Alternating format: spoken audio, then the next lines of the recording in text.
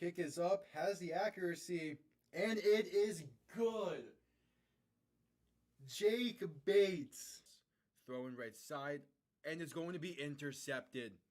Return past the 15, past the 20, out past the 30. Has space down the sideline. 40, 35, 30. And he is gone. A pick six for Houston. Snap good, hold good, kick up. And it is straight down the middle. Looking to throw, rolls out right. Throws end zone. Touchdown San Antonio. Cody Latimer alone in the end zone. They take a 1-point lead with 3 seconds left. 52-yarder, left hash for the win. Snap good, hold good, kick up, and it's drilled. Miami escapes week 1 with the win. Jason Sanders is looking to throw. Pass right side, wide open. Touchdown Drake London. Touchdown Drake London. Atlanta has tied this game and are an extra point away from taking the lead. Needing the 12-yard line. Handoff, Robinson left side. And going to be stuffed. A loss of 4, maybe 5 on the play. And with 50 seconds to go, the Chiefs have the ball. And most likely that does it. Ball on the 17.5-yard line. Looking to throw. Stepping up, throwing for the end zone. And caught. Touchdown Green Bay. Dontavian Wicks. 56 seconds to play. The Packers are within 3. 6:17 to play in overtime. Tua shotgun, back to his left. 3 receivers to the right, bunched up. Tua to throw. Has time. Plenty of time. Pass. End zone, left side. Jonnu Smith. Touchdown Miami. They're gonna win. Let's go, baby. Here, back behind him. 3 receiving options to the left. Gonna send Smith in motion. Toss left side for Saquon Barkley. Good blocking and room to run. Pass midfield, spinning his way. Pass the 35 to 30, 25, 20, 15, 10, 5, and the Eagles respond instantly. Saquon Barkley. Oh my, making his presence felt. 1 play, 60 yards, 3rd and 9 from the 35. Mahomes looking to throw. Quick pass left side, caught by Piron. Has room to run. First down and more. Down to about the 17. And he stays in bounds. That will do it. The Kansas City Chiefs have escaped the Bills and have punched their ticket. Hello, everybody, and welcome on in as we wrap up week 7, the Sunday slate of week 7 of the NFL season, with what should be a pretty solid matchup here between the Falcons and the 49ers. And as I am beginning this intro, I realized I forgot to change the background a bit. It's still set up for the South Florida Dolphins teams. Let me take care of that real quick.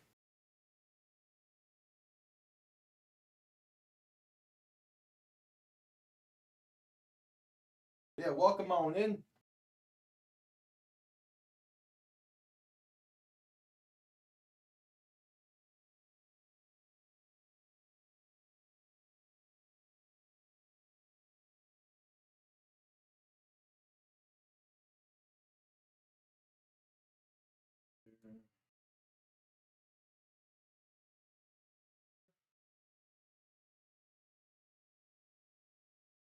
Good shifting around for now.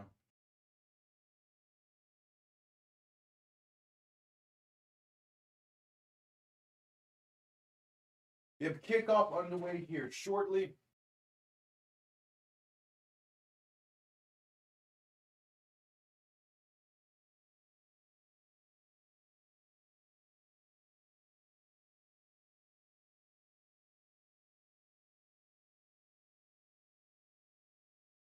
All right.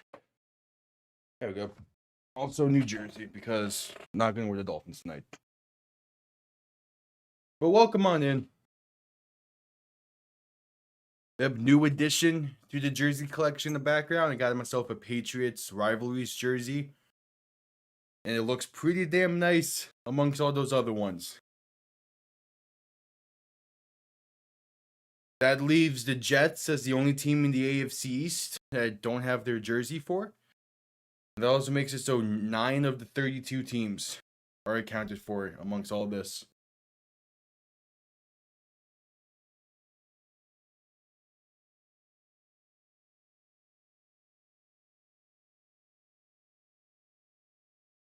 We have kickoff going to be underway here shortly.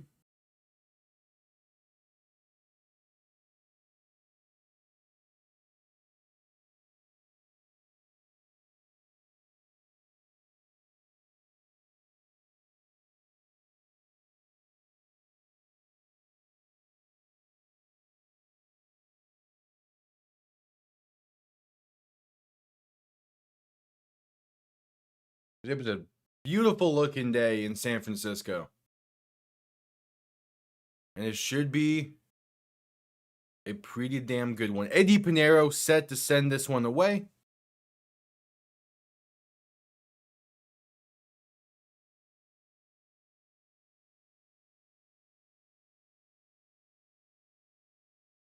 So the Falcons will get the ball first in this one. Has room past the 20, trying to get towards the right sideline and going to be brought down near the 22. So the Falcons will begin from there. And yeah, going from them wearing their throwbacks last week to now just their standard road uniforms today, their throwbacks are so much better.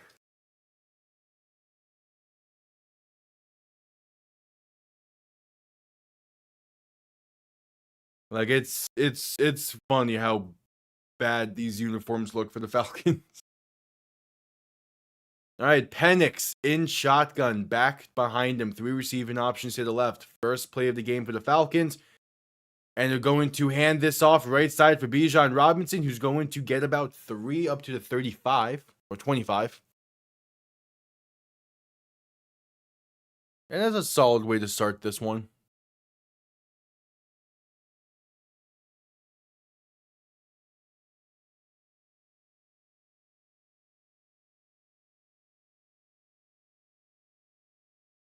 That's a fun way for this game to start. Oh, they actually ruled it a gain of 5. Okay. Penix in shotgun, back to his left. 2 receivers to each side. Going to look to throw from the 27. Pressure coming. Rolling left. Trying to buy some time. Penix looking downfield. Throwing left side. Has a man, but it's off the mark and incomplete. Looking for Kyle Pitts. Put it too far outside. And it's a 3rd and 5 coming up.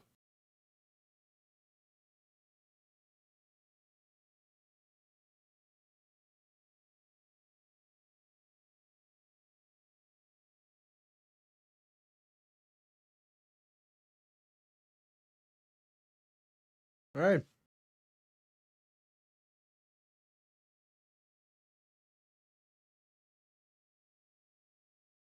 So an early 3rd down test here for the Falcons. Penix and shotgun, back to his left. 3 receivers to the left. Going to motion one of them into the backfield as he'll look to throw. Pass right side. Going to be caught by Bijan. Did he get enough for the first? And I think that spot is going to have him just short. Yep, just short, 4th and inches. And the Falcons, I imagine they're going to punt this one away. I mean, they're deep in their own territory.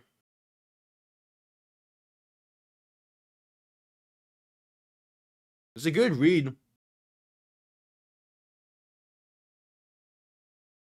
Yeah, he's going to be short there. So, yep, 3 and out for the Falcons to begin this game.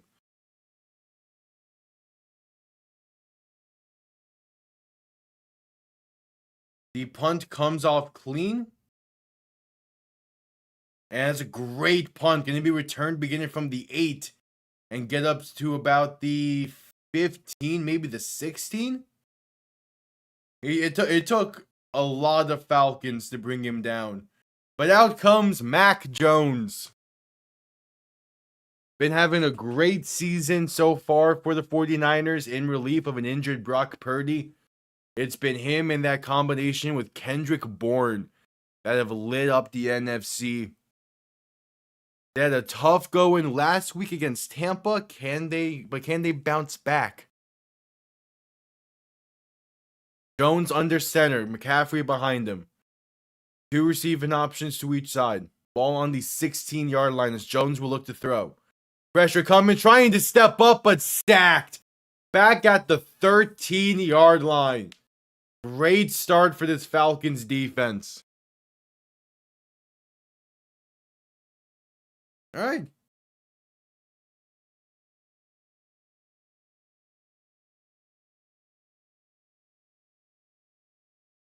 Not bad there.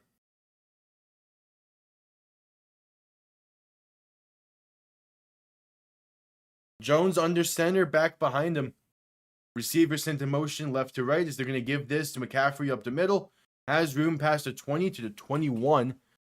Going to be a 3rd and about 6.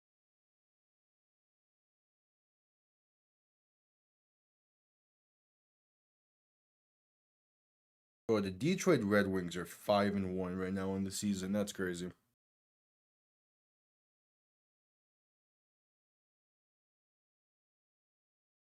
All right, 3rd and 5. Jones in shotgun, back to his right, 2 receivers to each side, looking to throw. Has some time, pass right side, caught by McCaffrey. Will be enough for a first as he gets 6. Up to the 27-yard line. And they keep the chains moving. All right, there's no NBA tonight because the season starts in 2 days.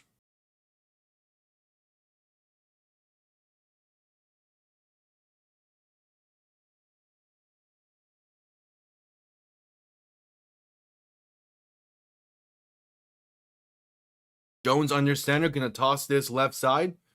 And there's room for Brian Robinson to get about 9, up to the 36. And a 2nd and 1 coming up. Okay.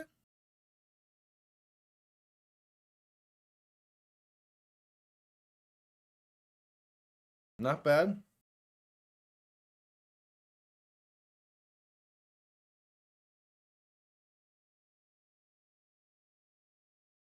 Yeah, 2nd and 1. Jones on your center, back behind him, 2 receiving options to each side. Going to hand this off up the middle, and there's room once again for Brian Robinson. Gets up past the 45 to the 46. Back-to-back great carries, and the 49ers are nearing midfield.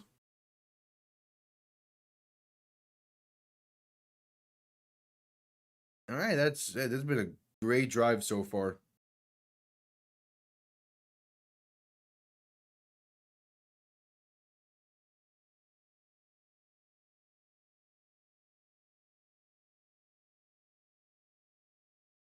So Jones under center, back behind him, 3 receiving options to the right, looking to throw. Has time, pass over the middle is going to be caught, and that's a gain of about 10, maybe 11. And they're moving here. The 49ers are moving.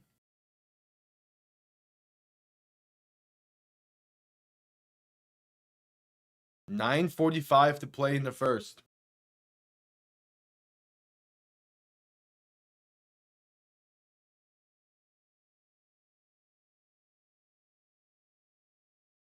Jones in shotgun, back to his left, 2 receiving options to each side. Gonna look to throw once again. Pressure coming, gonna spike this at the feet of Christian McCaffrey. I believe what was supposed to be a halfback screen gets blown up there by Atlanta. And a 2nd and 10 coming up.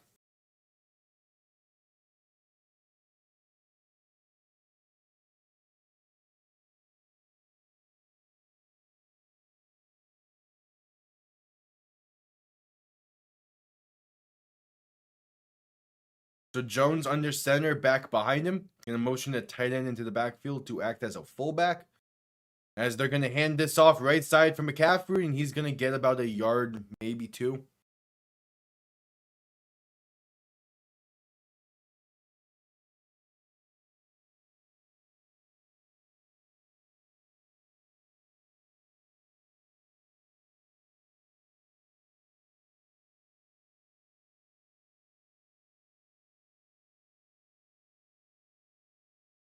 So 3rd and 9.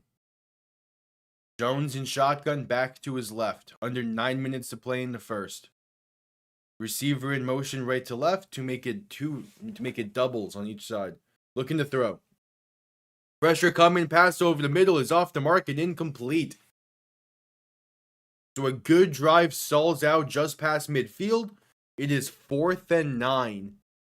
And now the 49ers will have to punt this one away.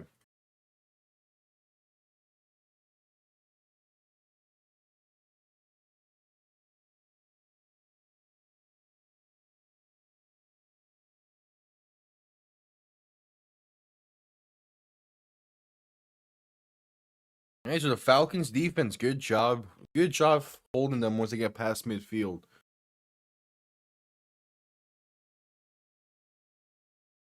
The punt comes off clean, trying to pin the Falcons deep. And they're going to have this ball bounce into the end zone for a touchback.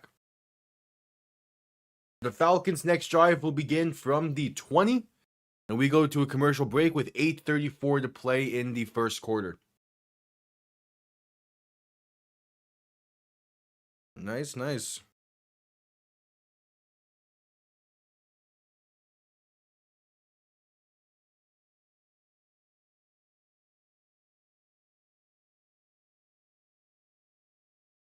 Yep, commercial break.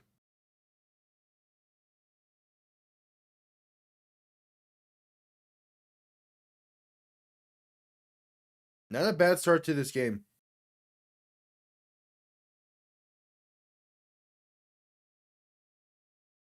Not a bad start.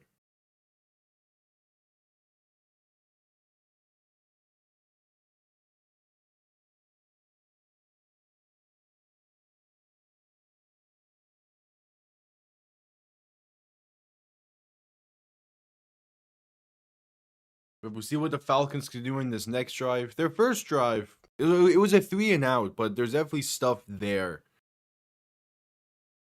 for them to build off of. It's not like it was a terrible 3 and out.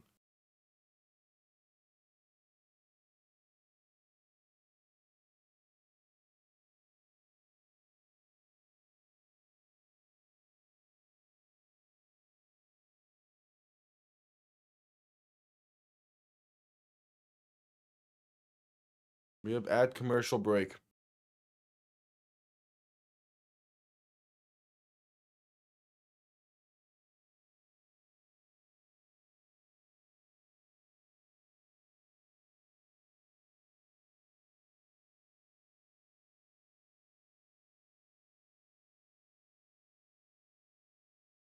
At commercial break.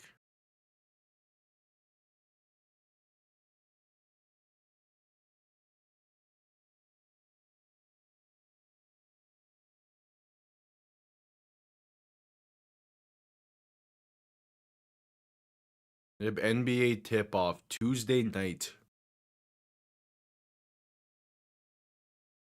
You know, I would say I'll have those games on in the background, but the Panthers play on ESPN Tuesday night, so yeah, that's gonna have more of my attention.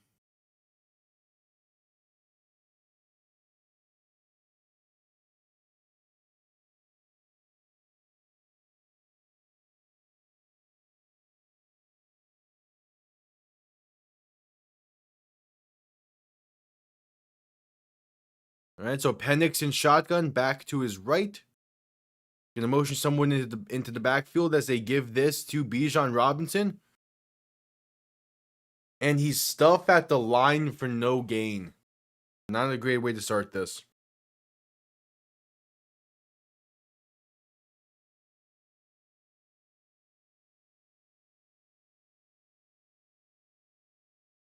So Penix in shotgun back to his right, 2 receiving options to each side. Going to look to throw. Penix has time. Pass left side, caught by an open receiver that gets a gain of 12. And enough for a first down. That is Darnell Mooney on the reception. That's the Falcons' first down of the night.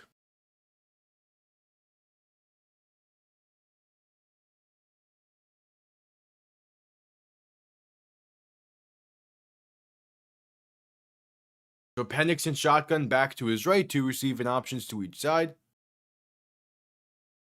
7.5 to play in the first. Play action looking to throw. Penix with some time. Pass left side wide open is Kyle Pitts. Pass midfield and down to the 41. But there is a penalty marker down. This is going to be coming back. Yep, holding on Atlanta. So a big play gets knocked off due to a holding.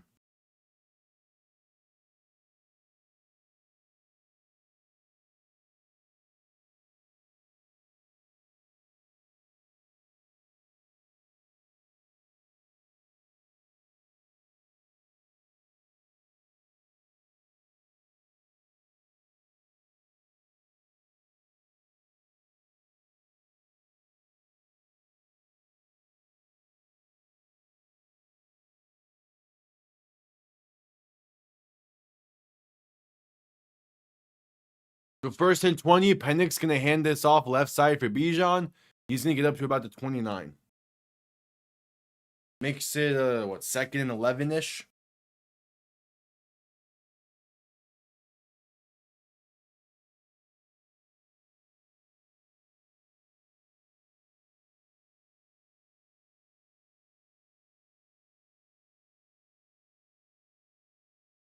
No.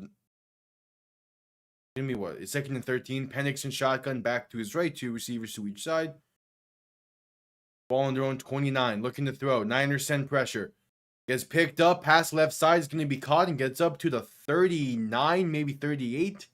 That's Drake London under reception. And it's a more manageable 3rd down coming up.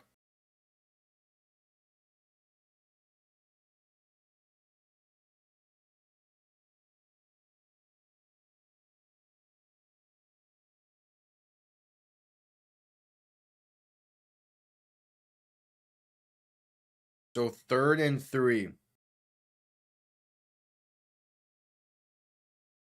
Hendrickson shotgun back to his right. 3 receivers to the right. Man in motion right to left.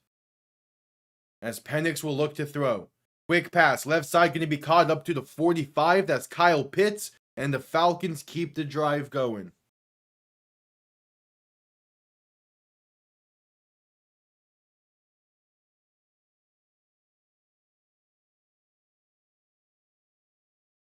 Not bad, not bad.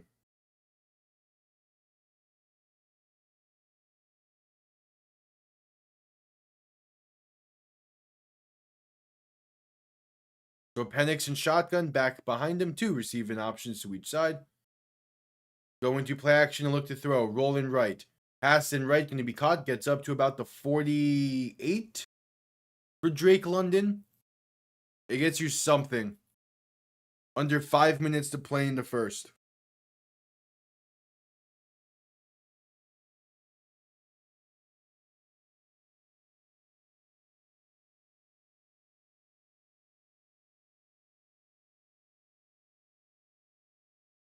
There's Fred Warner in the suite. He's dealing with that ankle injury. Penix and shotgun back behind him. 3 receivers to the left. Quick throw left side caught by Bijan for a screen. Has room, going to get his way for a 1st down, a gain of 8. And the Falcons are past midfield.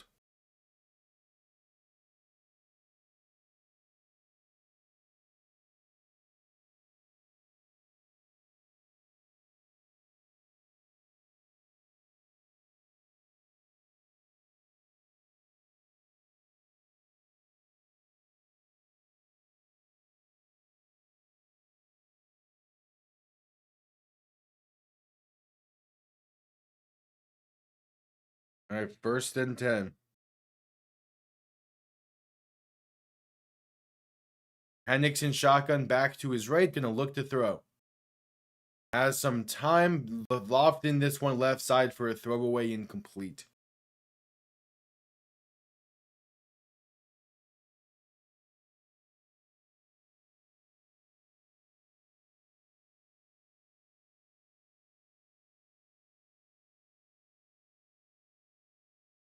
All right, 2nd and 10 now.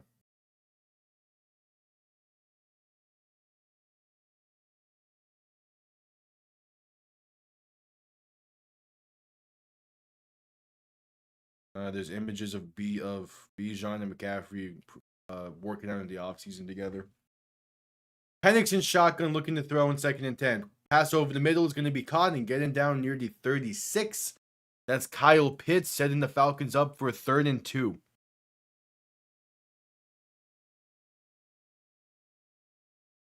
.320 to play in the first.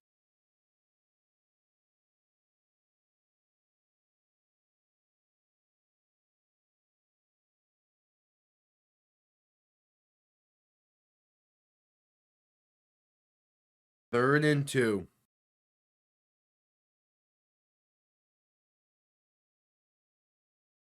Penix and shotgun back behind him. 3 receiving options to the right. Handing this one off up the middle for Robinson. Trying to find a lane and think he gets enough for the first. It's close though. Will depend on the spot and yeah, he got the first down. All right, good pickup there for Bijan.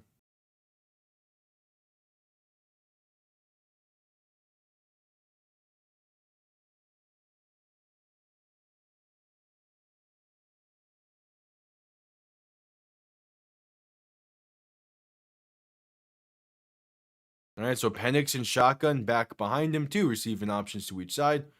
Ball now on the plus 33. Play action looking to throw. Penix has some time. Gonna roll to his left to buy some more. Still looking. Passing left is gonna be short-armed and incomplete. Looking for Tyler Algier, a penalty marker down. 2 minutes to play in the first. See what this penalty is.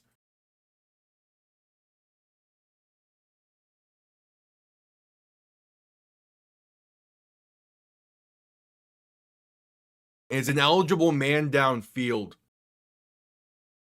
So push him back 5 and replay first down.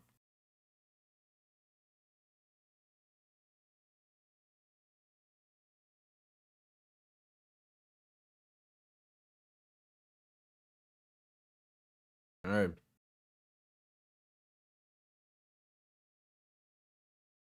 So Penix and shotgun. 4 receivers to the left. Gonna motion one of them towards the backfield. Penix, quick throw left side, can be caught by Kyle Pitts, but going backwards. A loss of about 3 back to the 41. And it's a 2nd and long coming up.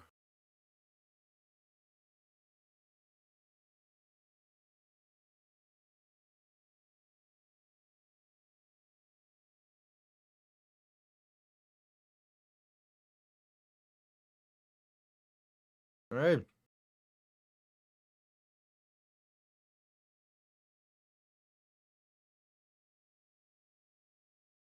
So 2nd and 18. Penix and shotgun back to his right, looking to throw. Has some time. Gonna roll to his right. Penalty marker down as Penix will get about 2 or 3 on the scramble. But this might be on the 49ers, and if so, it could give the Falcons a free first down.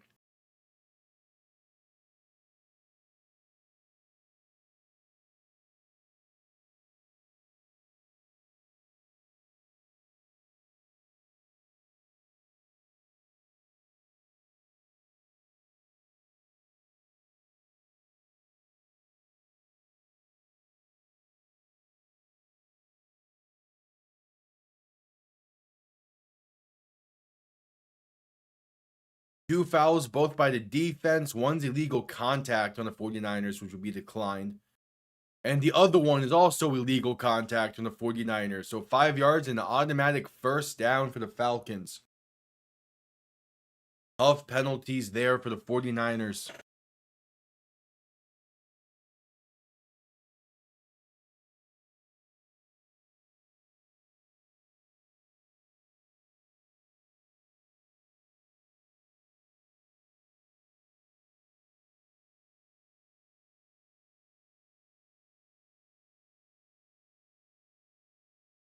All right, 1st and 10. Penix and shotgun back behind them.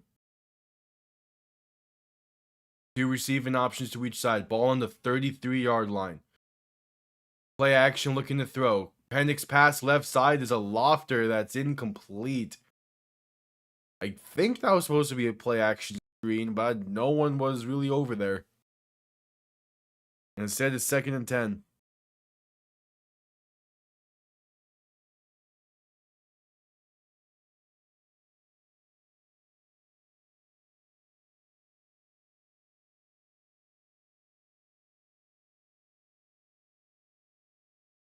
All right, 2nd and 10. Penix and shotgun back to his left. 2 receivers to each side. A minute to play in the first. Penix looking to throw. Has some time. Rolling to his left. Now rolling back right. Still looking past right side. Going to be caught. That's Bijan Robinson for a gain of 9.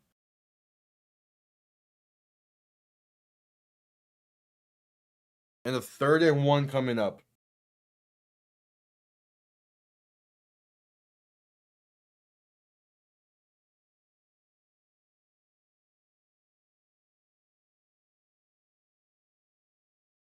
One more play needed to end the first.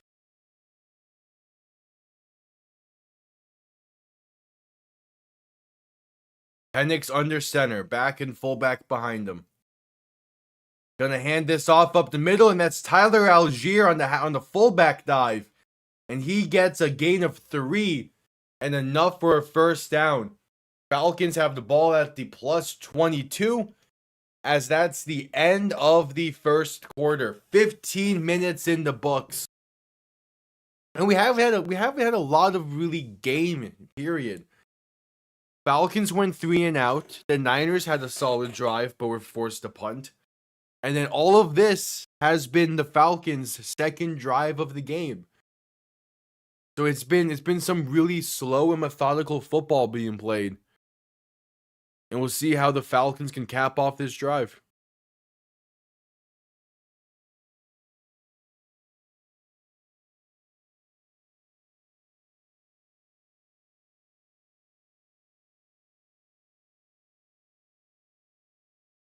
At commercial break.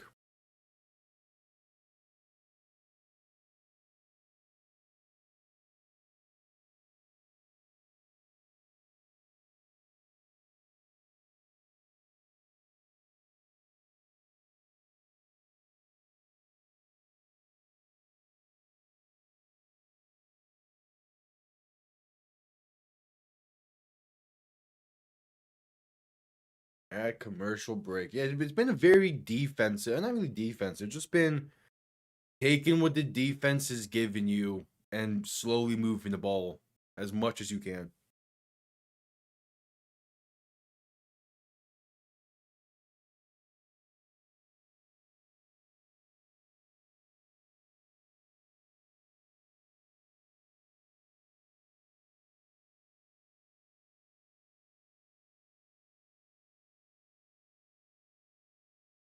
Yep, at commercial break.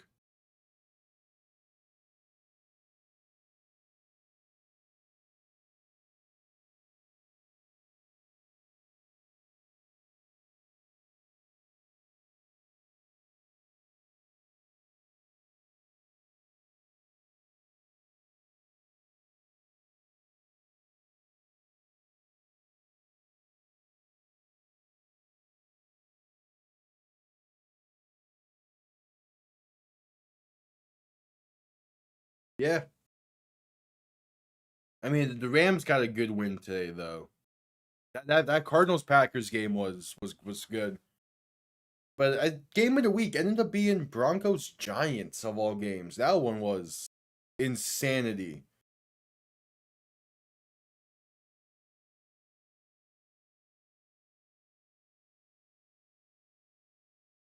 Yeah, welcome on in.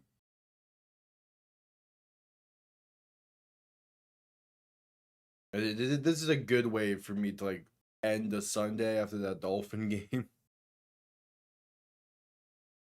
right, back from commercial break. Penix and shotgun back behind him too, receiving options to each side.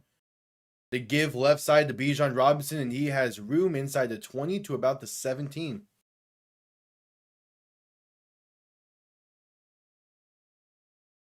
Oh yeah, no, I took a nap after the Dolphin game ended, and I woke up with like the final 3 minutes of the Broncos Giants game. But still, that was a great final 3 minutes. I'll probably go back and watch like the condensed replay on NFL Plus about that.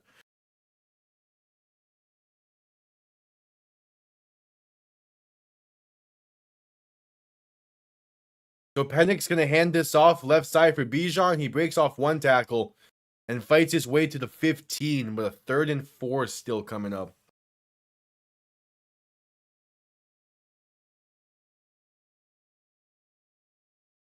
It was something.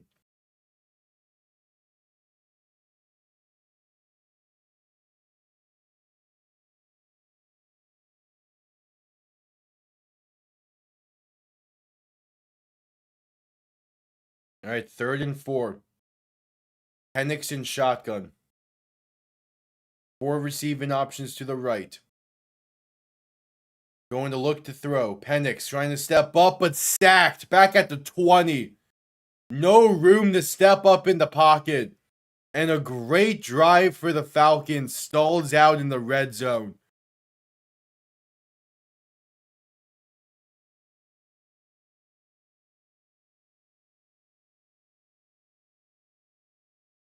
Yeah, I mean, I expected the Dolphin game to be ugly, but not like that. Yeah, new edition from a few days ago. It arrived. I had some family visited, and then they made sure to bring it up. Field 38-yard kick is up and good. Yeah, so the Jets now are the only team in the AFC East where I don't have their jersey. I'll get that at some point. And now I have 9 of the 32 teams accounted for. Yeah, it does look. I'm happy I got that. Part of me was tempted to get the throwbacks, but no, that fits nice with the rest of with most of the AFC East.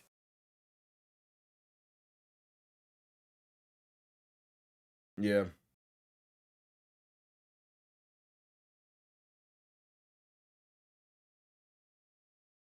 I'll get the Jets jersey whenever I visit New York next. Same with the Giants. That's the idea behind it. Because I was supposed to get a Patriots jersey back in May when I was in Boston. But just I didn't have the time to go to like a Dick's Sporting Goods because they were all out of the way. So I'm happy. I am happy I ended up waiting because I do really like this a lot better than what I would have gotten.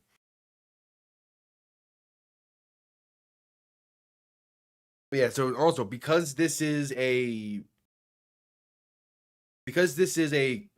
home slash colored jersey, that means the Jets one I'll get is their road ones, which I do think look better than their home uniforms, so I'm fine with that.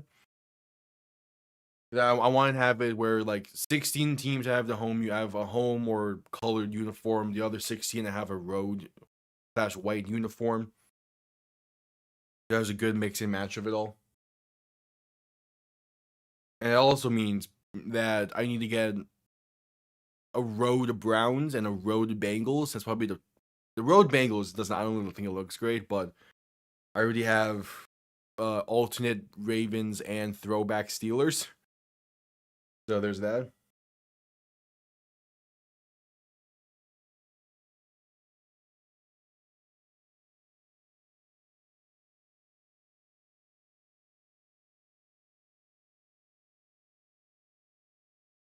Yeah. No, tomorrow night's game's gonna. Both of the games tomorrow night are gonna be great.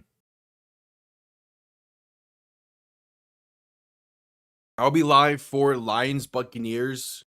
The start of Seahawks Texans is just too late in the night for me.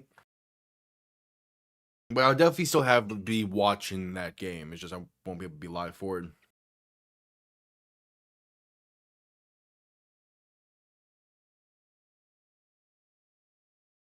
All right, kickoff underway. Going to be down in the end zone for a touchback. So they'll begin this drive from the 35.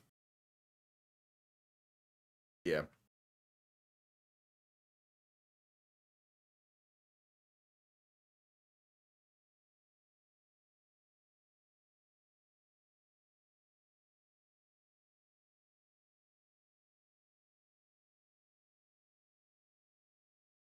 All right, Mac Jones, what you got? It's kind of funny. Mac Jones is playing well this season and all that. Then I just get a Patriots jersey of his old number, but a better quarterback. Jones under center, back behind him. Going to look to throw. Has some time. Pass over the middle is off the mark and incomplete. Looking for George Kittle. He takes a hit there. The Falcons are consistently sending 5 and 6, and I like that. My day's going fine. The Dolphin game was tough earlier, but I took a nice nap afterwards. I watched the tail end of Giants, Broncos, and Packers, Cardinals, and now I'm feeling good. I had a nice dinner. McCaffrey handoff up the middle, gonna get about 7. Makes it a 3rd and 3. Yeah, it was tough for the Finns, but I mean, it marks the end of the era officially now. There's no way that people survive after the season with that game. I think that, Ross loves being patient with things, so I don't think McDaniel's going to be given a chance to right the ship. As Jones in shotgun looking to throw in 3rd and 3. Pass over the middle. It's going to get past midfield to about the 46. Jawan Jennings on the reception, and the Niners keep the chains moving. I am in favor of leaving Mike in Cleveland. It's just that's not how Ross does things, sadly. Stephen Ross is not one that fires coaches mid-season. So McDaniel will be given a chance to right the ship, which means that they won't be sellers until the offseason, which, give or take, might be a good idea. We'll see. Handoff up the middle on 1st and 10. That's Christian McCaffrey getting up to the 45. Gonna be a 2nd and 5-ish.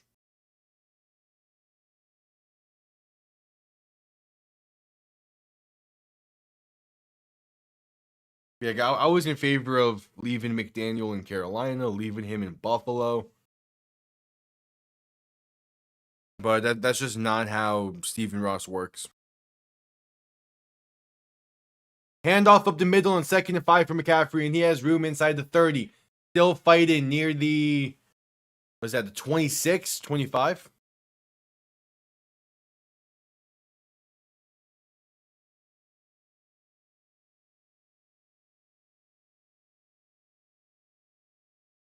Going to get about 2 or 3 for Brian Robinson.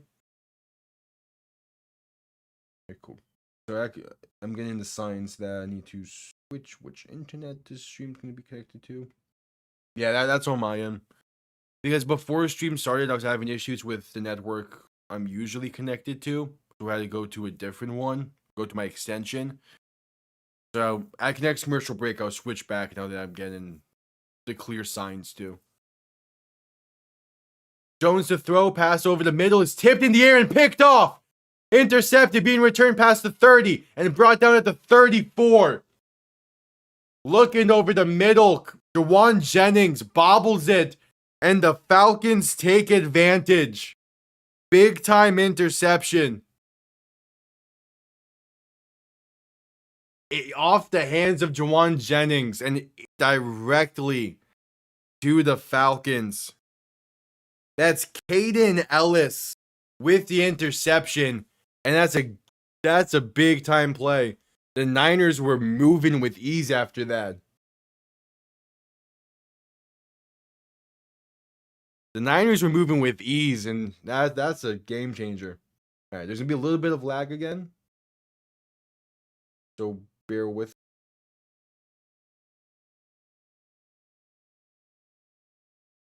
All right, I tried switching off the extension, and OBS said no. So we're going to ride with this. Might be some lag throughout tonight, but it'll be fine.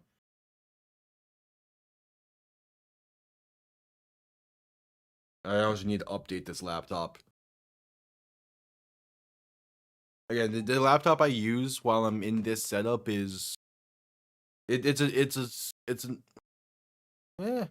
a pretty old one. I've had this since COVID basically, so it's getting the job done, but eventually I do want to make a proper switch, but I kind of need to wait till I'm done with college for that.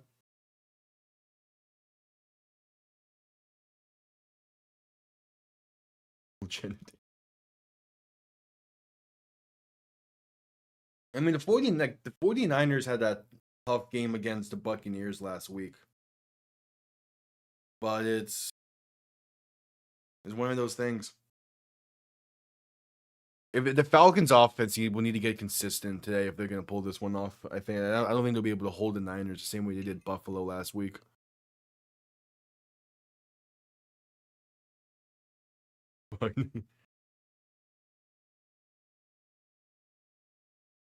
I'm hoping for a solid game. I kind of don't care who wins. All right, just getting back from commercial break. 9:46 to play in the half.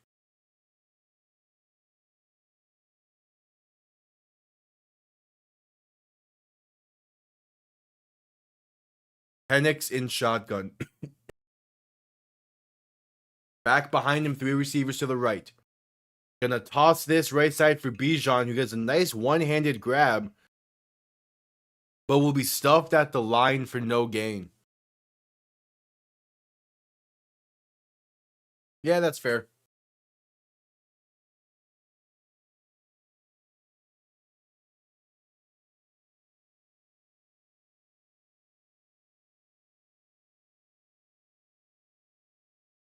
No, the NFC West is going to be a very fun division the rest of the way. Penix in shotgun back to his left, 2 receivers to each side. Bijan motion into the backfield as Penix will look to throw. Pass right side going to be tipped and incomplete, but a penalty marker down. They might be calling this they might be calling this DPI, but I don't know, there's some hand fighting there. I'm shocked the penalty was thrown.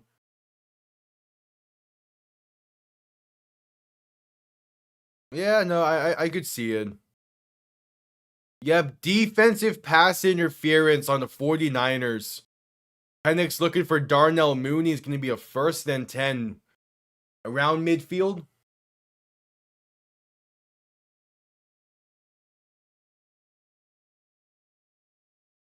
Yeah, I mean, I think the NFC West is going to be one of those divisions where every week there's going to be someone else on the top spot for a while. And then eventually there's going to be someone to break away from everyone else. Penix and shotgun back behind him, 3 receiving options to the left.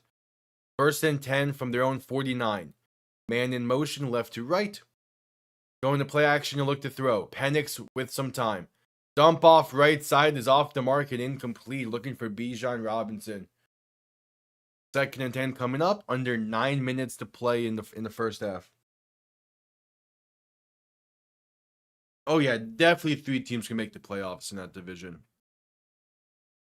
But Arizona has been very disappointing this year. I was expecting more out of them.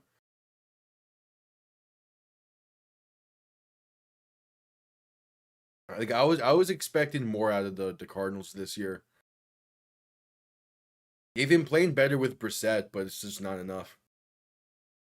Penix looking to throw in 2nd and 10. Pressure coming and escape it to his left.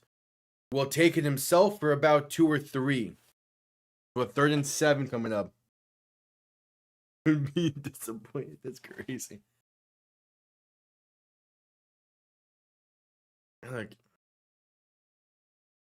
of teams that need to blow it up, the Cardinals are definitely getting there.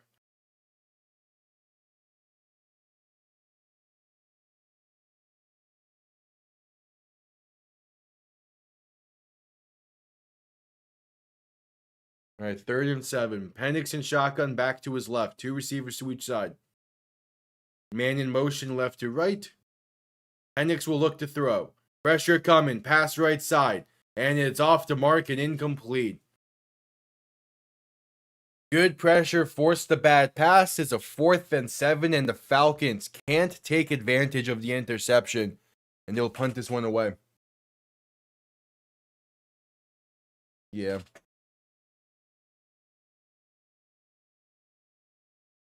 Yeah, it does feel like it's mostly Kyler because again, Jacoby Brissett has been playing well the past 2 weeks, but it's I don't know. I think at that point you need to just reset a little bit. Most of your roster most of your talent has not performed consistently through the past few years. As the punt comes off clean and is down in the end zone for a touchback. But it's they need to move on from a good chunk of those pieces on that team. We go to a commercial break. They had a surfboard cam there to send us to commercial break. I'm pretty sure there was a wipeout.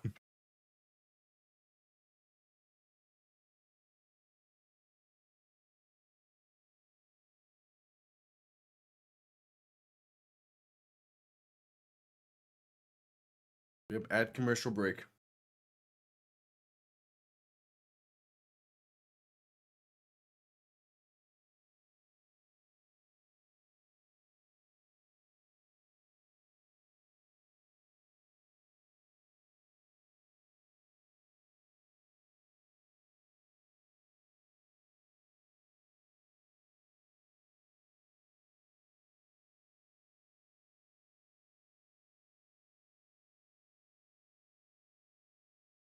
At commercial break.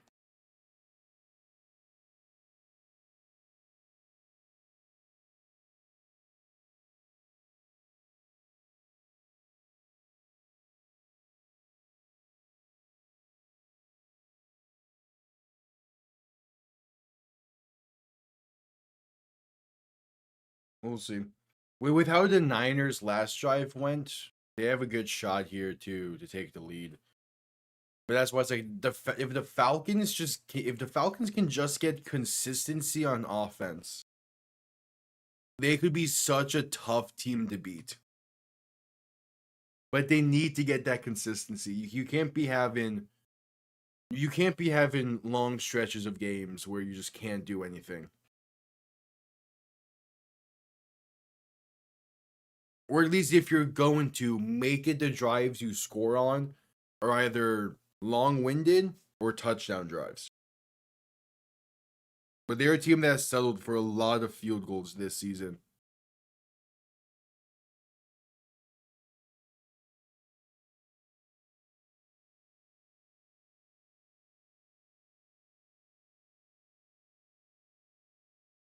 All right, just coming back from commercial break, and they're showing an animation of what a turf toe actually is. Which honestly, I think that's a good thing to do. Because turf toe does not sound as bad as what the injury actually is.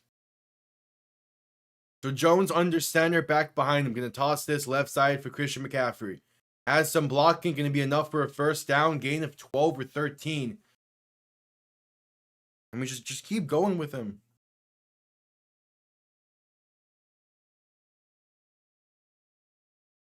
Yeah, and that's been my biggest issue with the Falcons is how hot and cold they are. That's why, like, in the offseason, when they didn't add anything to the offense, I was very confused. It feels like that they need to just get that one more piece on, especially on the offensive line. Handoff up the middle for McCaffrey is going to get about 5 or 6. Because, like, they have the talent in the receiver room. They have the talent in the backfield. They have Kyle Pitts to be the main tight end. Michael Penix has proven so far to be a reliable quarterback. They just need a more consistent offensive line. And we can truly see the pieces come together in Atlanta. Handoff up the middle for McCaffrey, and he has space. Up past midfield to the 49, another first down carry for Christian McCaffrey.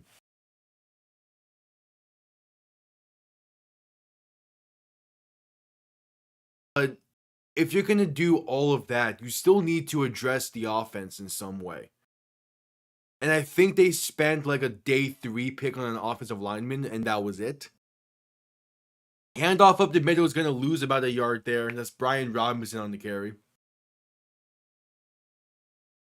So again, they've really focused defense this past offseason.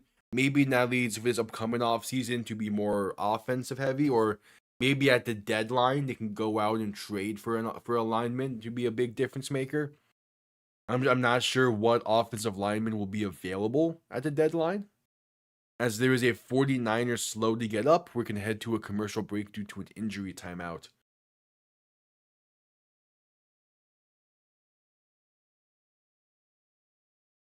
We can get a jersey number there.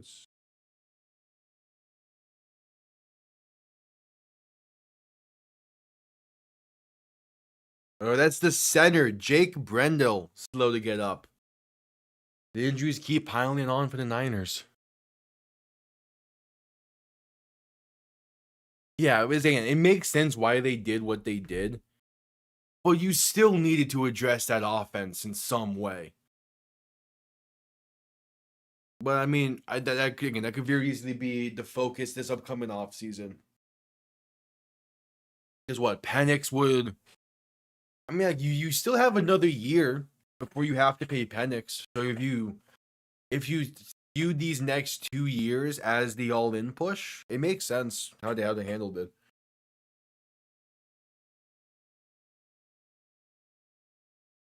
Nice.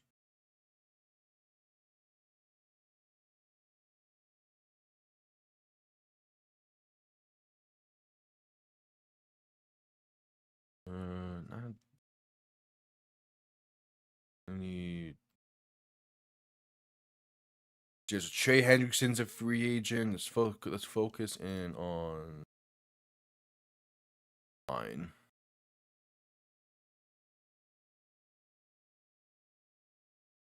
Joel Bitonio is a free agent, but he's also up there in age. Kevin Zeiler's not a bad free agent option. Evan Neal, but he's probably going to return to the Giants. Blanken Tomlinson's a big name. So is Ted Karras.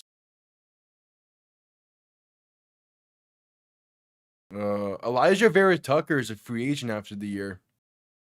That's going to be an interesting one. So is Trevor Penning. Zion Johnson technically would be a free agent, but he's probably going to return to the Chargers. Tyler Linderbaum will probably just return to Baltimore, I would imagine. So we're just getting back to commercial break.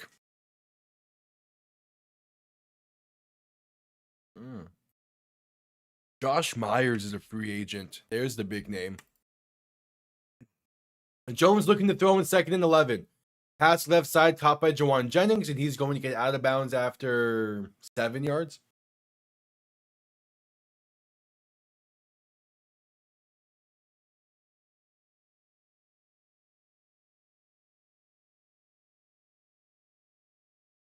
There's a Michael Jordan interview they're promoting to relate to the start of the NBA season.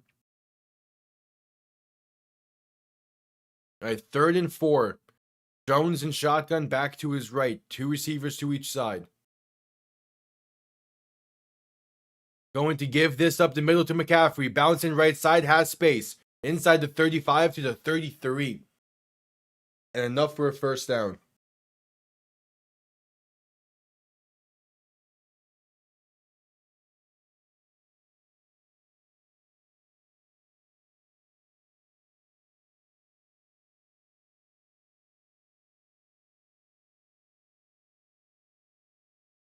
I think that would be the perfect way, the perfect stamp to the end of what has been a crazy season.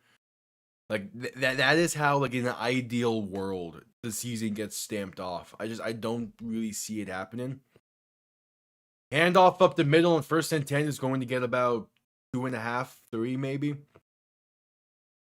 That's McCaffrey on the carry.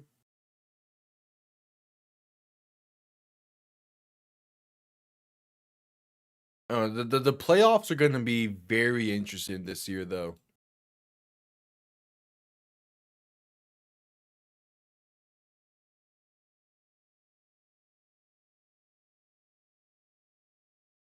Jones under center, back behind him. 2 receiving options to each side.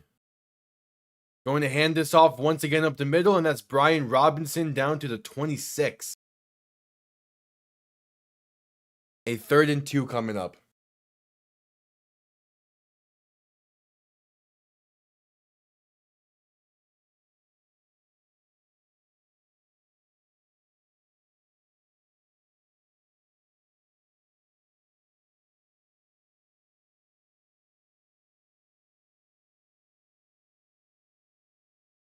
3rd and 3. Jones in shotgun, back to his right. 3 receivers to the left. Then a man in motion as Jones will look to throw. As time, pass left side, going to be caught and down to the 20. That's Jawan Jennings on the reception. The 49ers have been moving the ball well.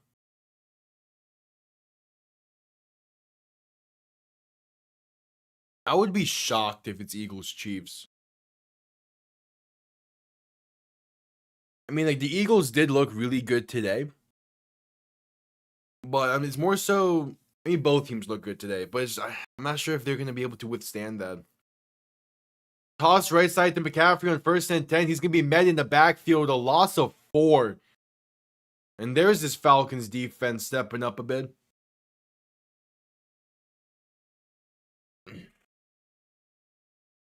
And it's just, the AFC feels so wide open this year. It's really you can say any of the top 10 teams in the AFC, and I'll be like, yeah, there's a world where I can see them getting in.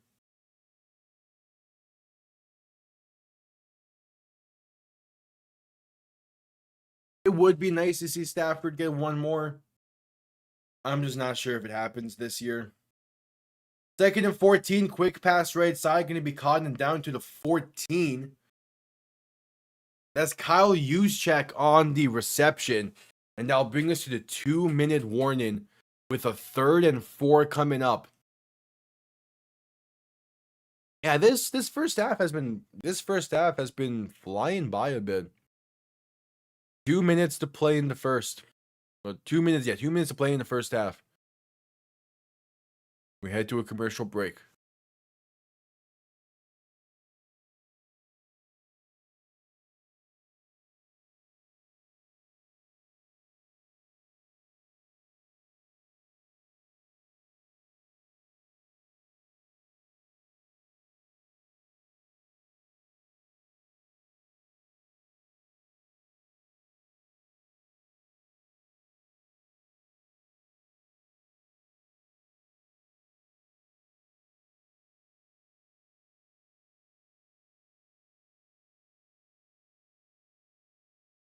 All right. Select commercial break.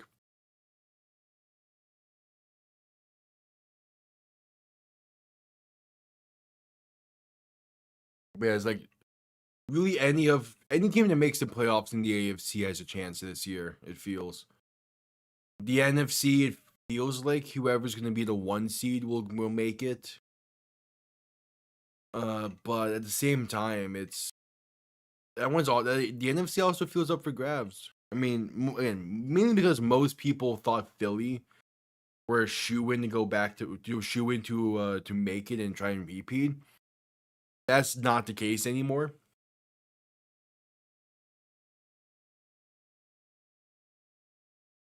We'll see how Tampa looks tomorrow night, but it's gonna be interesting. Tomorrow night between Tampa and Detroit, that could be an NFC Championship preview.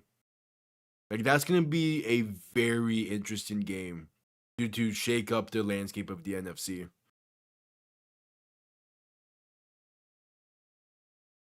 There's a chance the Steelers get the 1 seed at this point. Like, yeah, that was a bad loss to Cincy on Thursday night, but they still played well.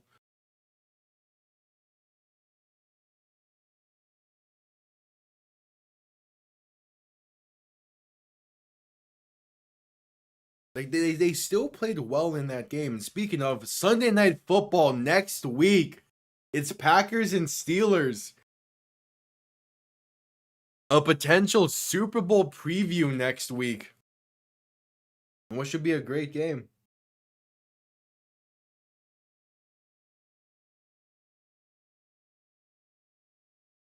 All right, 3rd and 4. Jones in shotgun, back to his left, looking to throw. Has some time, rolling to his left to buy more. Still looking, pass left side, caught by a wide open McCaffrey. And he gets down to the 1. 1st and goal. Coming up for the 49ers from the 1-yard line. Oh yeah, but Packers Steelers is going to be great. I am pumped for that game. Part of me wishes it was in Green Bay, but either way, it's gonna be a great game. I love the idea of Rodgers being on the other side of that matchup.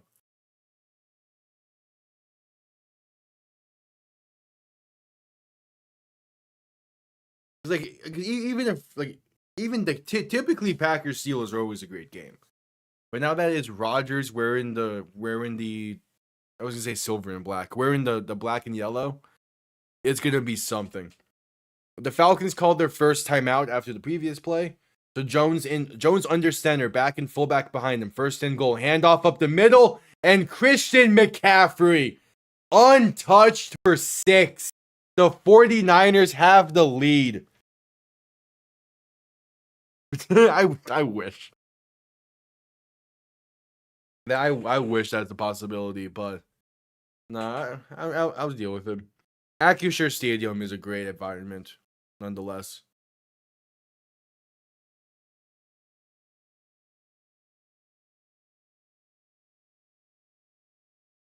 All right, Eddie Pinheiro on for the extra point.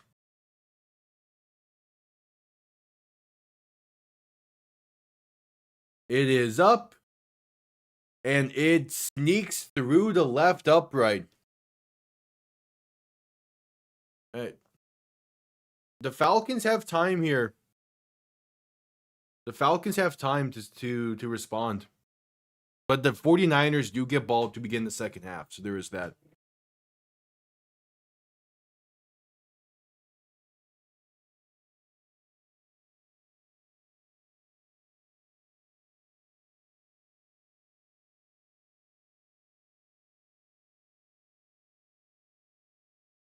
Yep, add commercial break.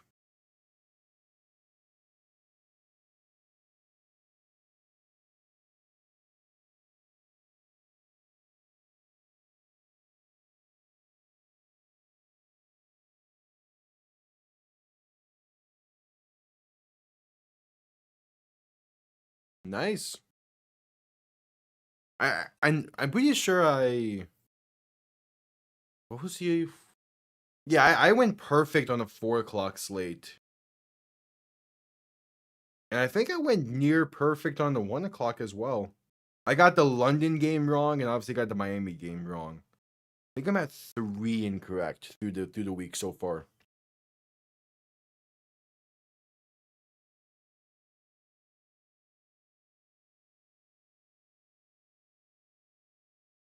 Yeah, I'm 9-3 right now. This has been my best week so far.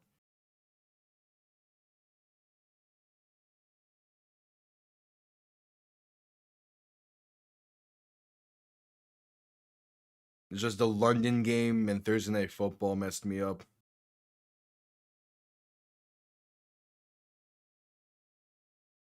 How's it going, T-Fox?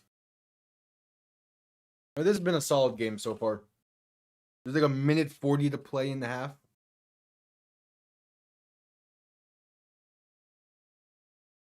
Well, yeah, there's that side of it.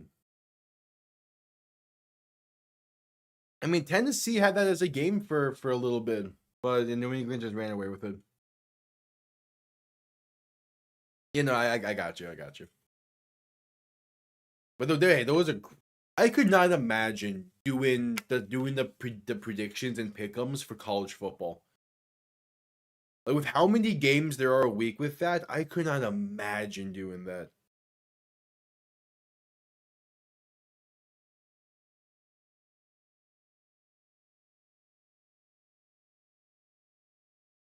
It's a mixed bag because on one hand they have really played well with Jackson Dart becoming the starter, but it's the question. But that's an unexcusable loss.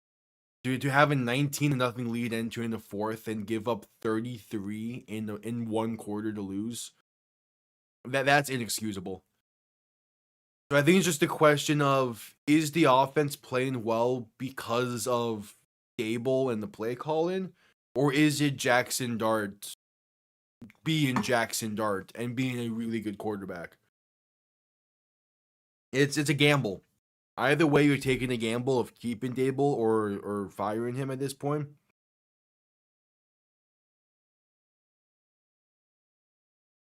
I think as long as the Giants are in the playoff hunt come December, Dable will keep his job. Penix quick pass left side going to be up to the 35. They started this drive from the 31. Yeah, Perna's wheel hooked with today's games. With that game. That was something.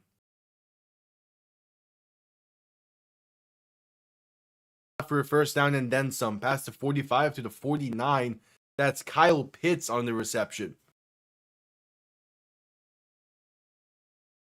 Kyle Pitts on the reception to get the Falcons to the 49-yard line. A minute 30 to play in the first half. Yeah, maybe. I mean, we do know Tom has connections to Goodell. So, maybe. Penix and shotgun back to his left. 2 receivers to each side. Looking to throw in 1st and 10. Pressure coming and ball comes loose.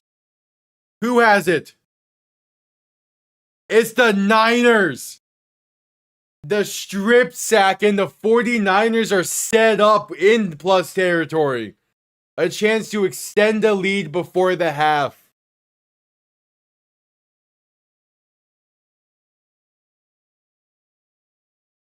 Bryce Huff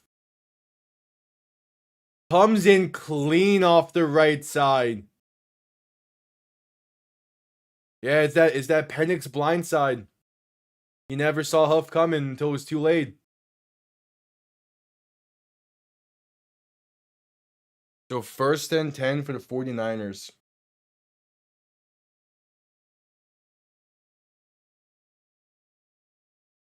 Well, yeah, like it's not a good look for Dable to be doing that, but at least he's putting in emotion compared to McDaniel today. But like again, you blow a lead like that. I want my coach to show emotion. Jones quick throw right side going to be caught and going to get up to about the 35-36 for Kendrick Bourne.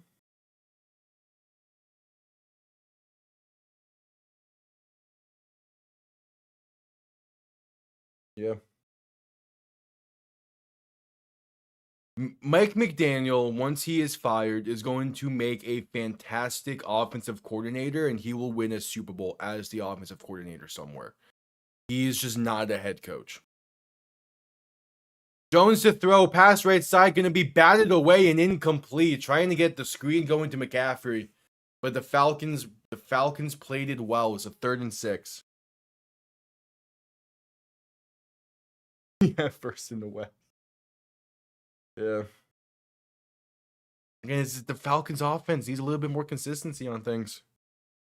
Again, the offensive line, an issue.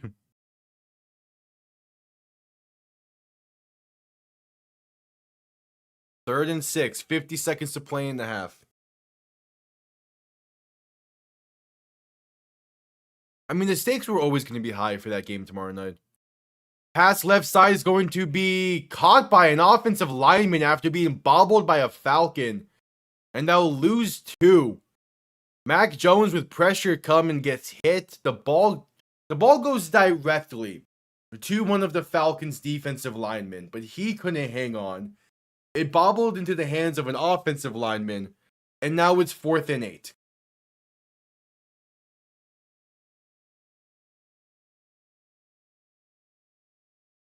So there's that.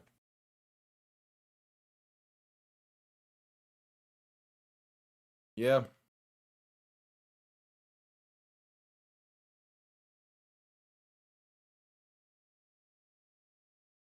They're reviewing this for something. I'm not sure what. I'm more curious. I'm still curious about the Texans offensive line. Because they need to show improvement at some point this year. But they're going against the Seahawks defense I'm a massive fan of.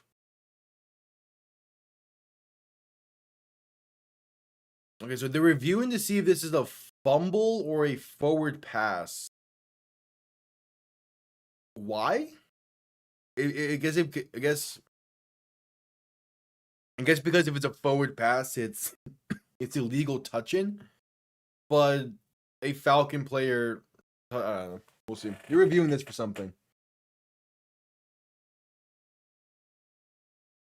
I mean, but that's the Chiefs for you. They play it safe with their guys because they know, especially Mahomes. Because if Mahomes goes down, the Chiefs are fucked. Yeah, exactly. It's because of what the Seahawks did to the Jaguars' offensive line. That I'm worried about Houston's. I'm worried about Houston's offensive line.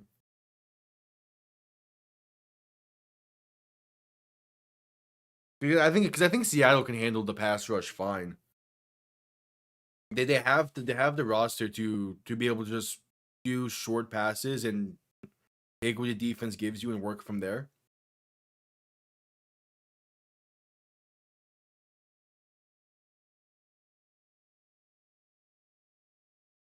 No, I don't think it would be like that, but it's still gonna be a rough day for Stroud probably.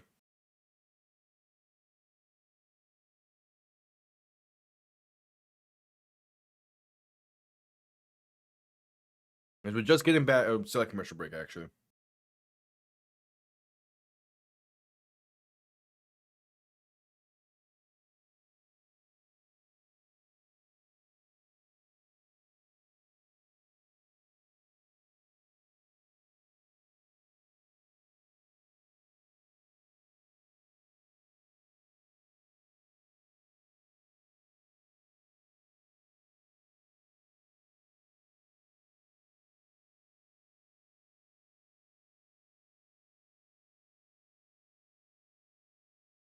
All right, here we go. Just getting back from commercial break.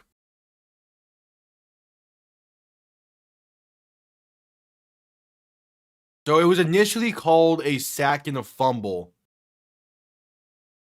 And they now calling it a forward pass, which caught by an offensive lineman is going to make it an illegal touching.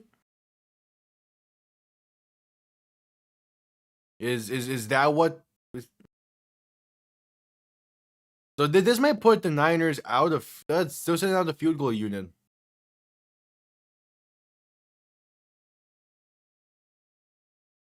Eddie Pinheiro on for the field goal try. A 55-yard kick from the right hash to make it a 7-point game. As the Falcons call their second timeout at some point.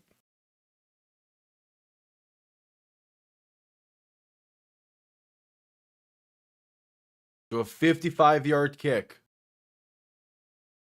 It is up. And it is drilled. Eddie Pinheiro remains perfect on the season. And the Falcons have 38 seconds left to get points before the half.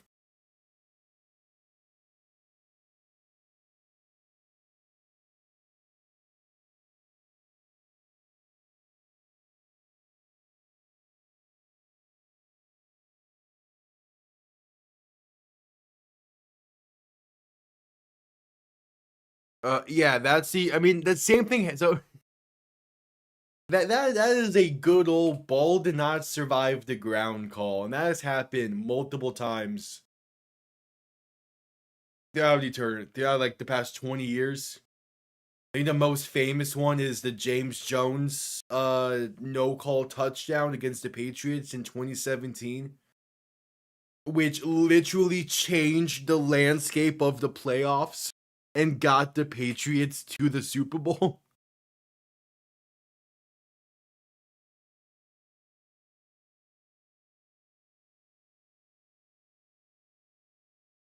Yeah, so it was, I believe it was 2017, but if the Steelers would have won that game, they would have had a bye instead of the Patriots in the playoffs that year. And thus, they would not have lost to Jacksonville or would not have had to play Jacksonville in the divisional round. As the kickoff is muffed and returned up to the 18. And instead, they would have played, I think it was Houston that New England played. It might have been the Chargers. So like there's a very real possibility that 2017 Super Bowl would have been like Jacksonville Eagles or it's like Steelers Eagles instead of Patriots Eagles. But because they ruled that an incomplete, it changed the landscape. There was another one. I think Calvin Johnson had a similar incident. Penix throwing left side. Gonna be caught by Drake London up near the 40 and he gets out of bounds. Another instance is the Dez Bryant no catch in the playoffs. What was that, 2012, 2013?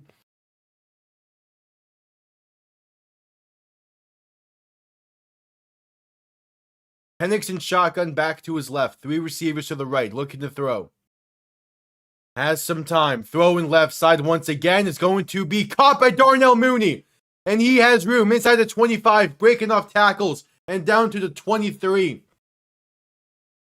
And the Falcons will call their final timeout with 14 seconds to play.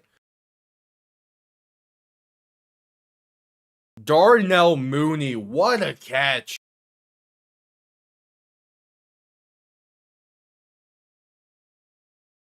That was a great catch. And to stay in bounds and get a few extra yards.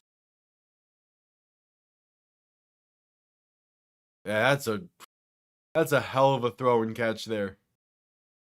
So 17 seconds. He added 3 seconds back on the clock.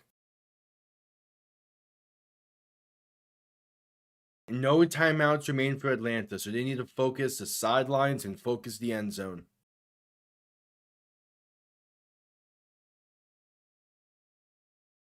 Penix in shotgun back to his right. 2 receiving options to each side. Ball on the 22. Penix to throw. Has some time. And just going to throw this one away incomplete. 10 seconds remain. You have time for one more play. But now you really need to have this pass towards the end zone. You cannot play the middle of the field here.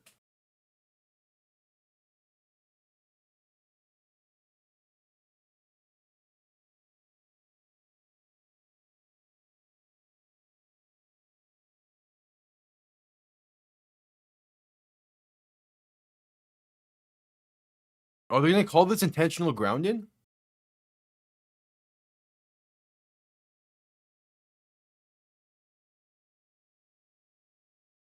Refs are discussing. Yeah, intentional grounding on the Falcons.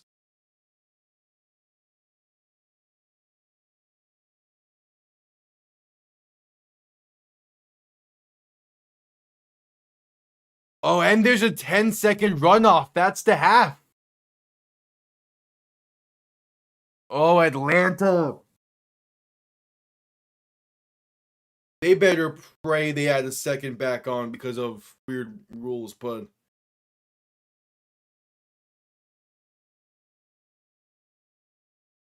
that's really how the first half ends. Yeah, that's the end of the first half. End of the first half. Falcons don't get anything on that drive thanks to the intentional grounding and a 10-second runoff. So the 49ers maintain the 7-point lead and they get ball to begin the second half.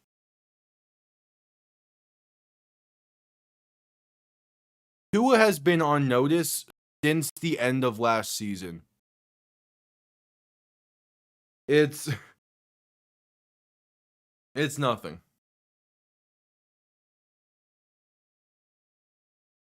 Yeah, the thing is, it's Miami needs to figure out how they want to handle the cap space in this situation. Do they want to work around a $92 million dead cap hit, or do you hold on to Tua for one more year, save some money with the cap, and be able to re-sign guys? If you move on from Tua, you are foregoing re-signing like 3 players.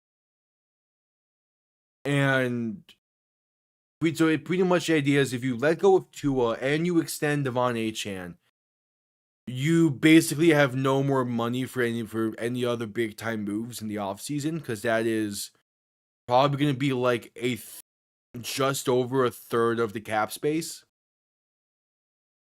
So do you want to deal with that, or do you just try and run it back, make sure you get guys re-signed, and be able to make the moves in the offseason you need to? That's obviously not thinking about any other trades Miami could be making that can result in even more dead cap. So it's a tough spot.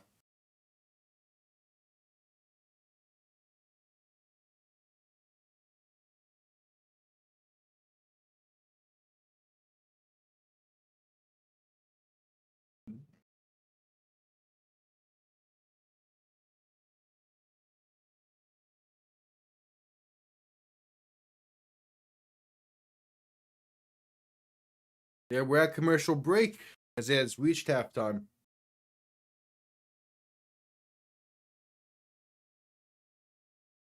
Since Miami was at 9-3 back in 2023, they have gone 11-19. Miami was one win away against the Titans from winning the AFC East in 2023. Since then, they have been nowhere near the same team.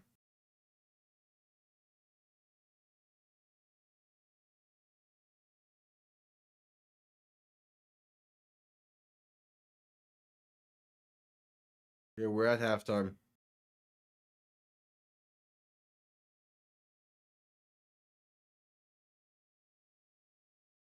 We're at halftime.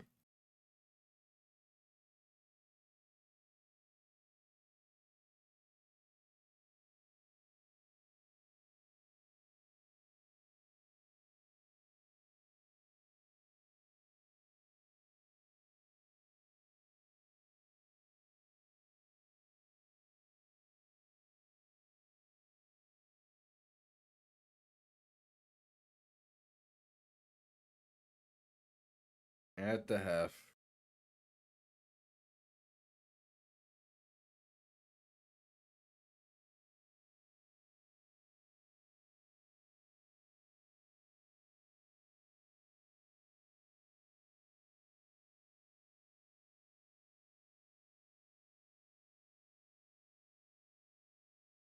All right, just showing the highlights from the previous games this week.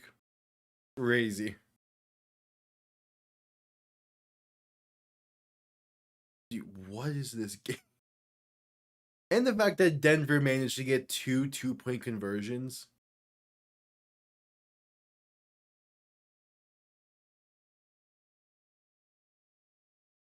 Crazy.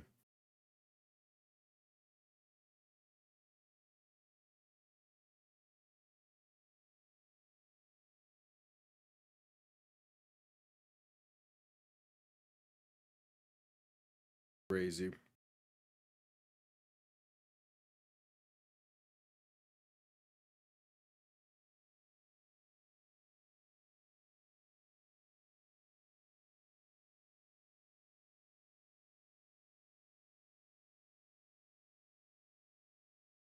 Yeah, that Denver game was something else. The missed extra point as well.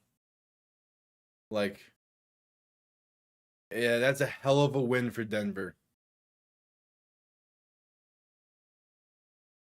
That is one hell of a win.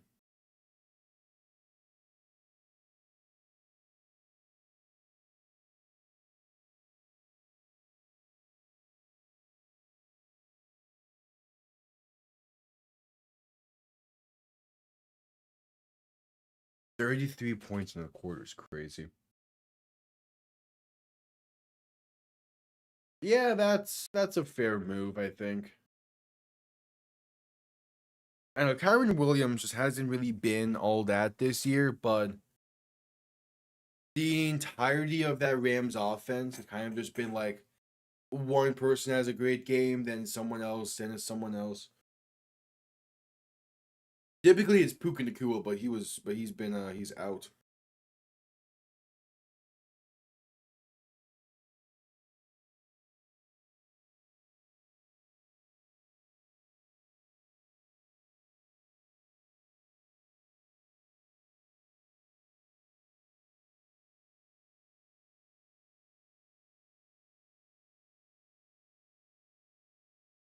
I think the idea is Lamar is close to returning, but you never really know.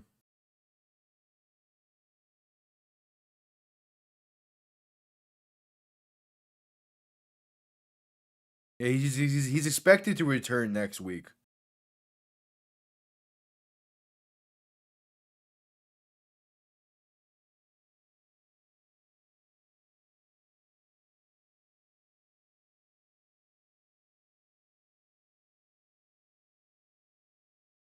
Yeah, so we'll see.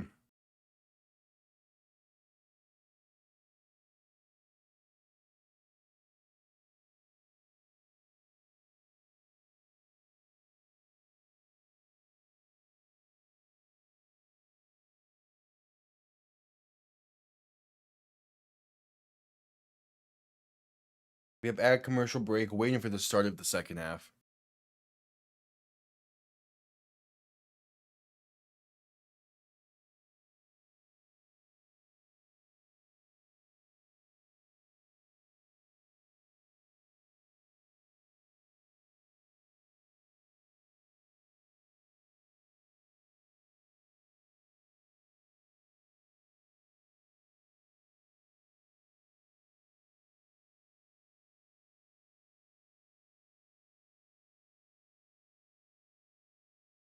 Yep, NBA begins Tuesday. This should be an interesting game, though.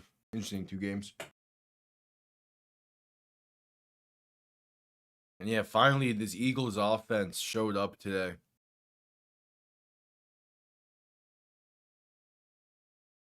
But CD Lamb also made his return, and he played well.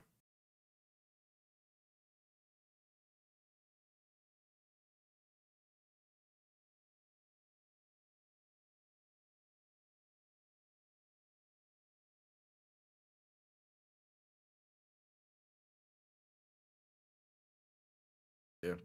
Drake May, 91.3 completion percentage. Highest in regular season game in New England Patriots history. Just crazy. And yeah, next week, Packers Steelers. That's gonna be a great game. Like legit gonna be a great game.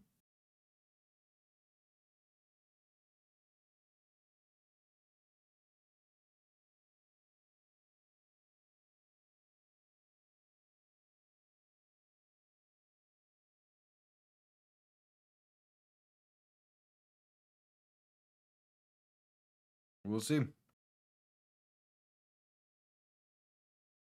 I'm not going that far just yet, but I don't like the fact that it took New England 5 years.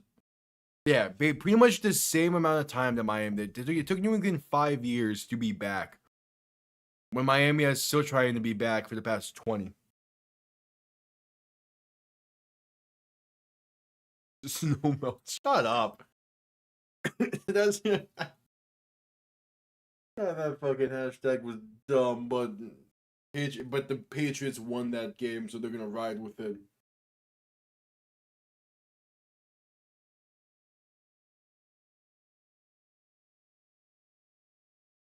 Like if they played in a city or in a state where it didn't snow often, that would make more. That would be a fire hashtag. But no, they play in Boston, where it snows as frequently as it rains here.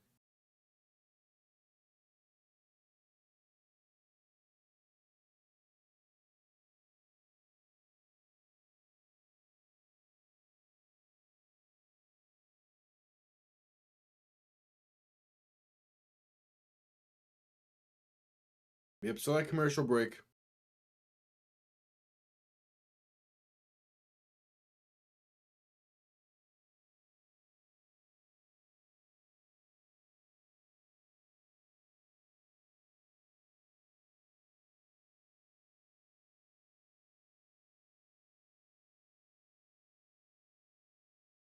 So that commercial break.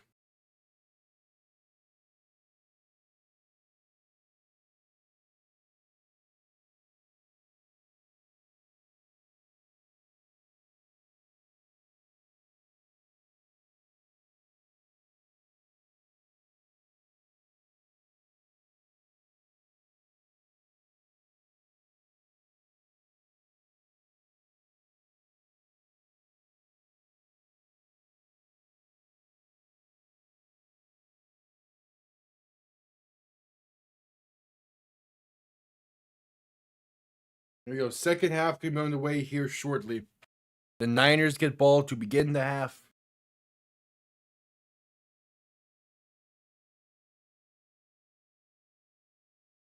Time to see how this game wraps up.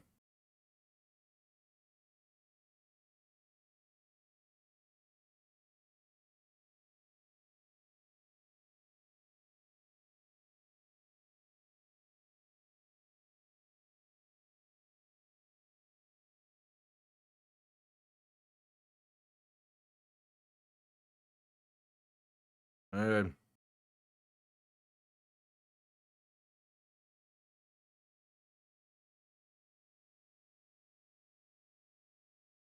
A 10-3 lead for San Francisco. What you got? Of course it is. Of course it is, Steve Fox. Wait, McCaffrey's at a season high of rushing yards at 76. Crazy.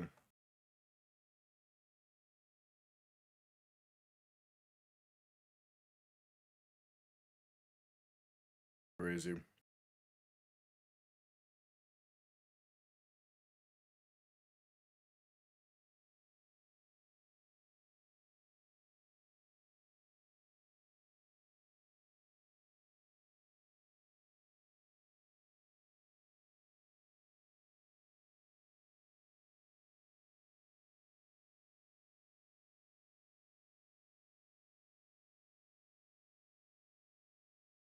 All right, kickoff underway. Going to be returned up to the 32.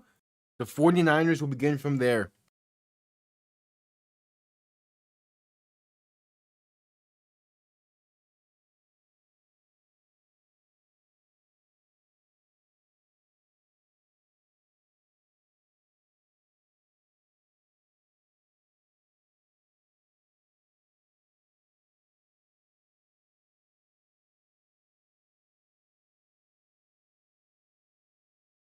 All right, Jones under center, back and fullback behind him. Hand off right side, and there's going to be McCaffrey for a gain of a yard.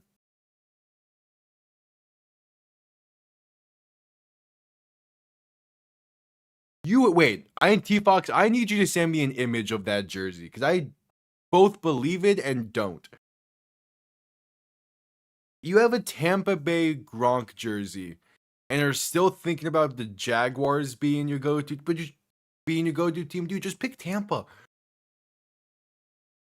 You already have a jersey from before Baker got there. You can just claim you were a fan before they became good. Making the toss left, Jones to throw, pressure coming, escaping to his right. Trying to buy some time, pump fake it, and just gonna loft this one in the sideline, incomplete. Dude, you have the layup right there.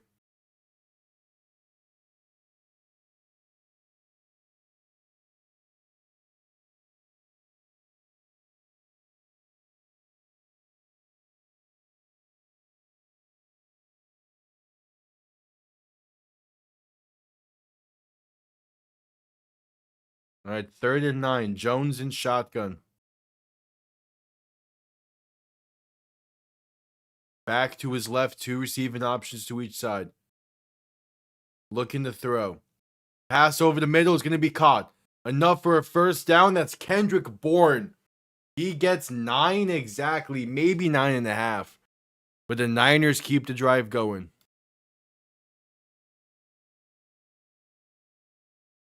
Yeah, I'm waiting for my DMs to load. Hell, hell yeah.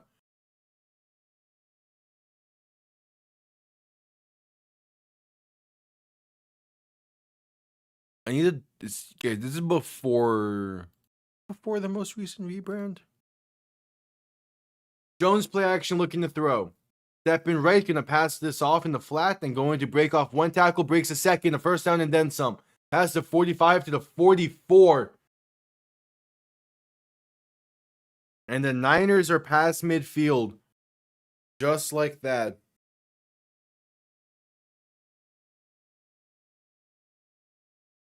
And that's a receiver who is not on my roster. Who, give me a last name.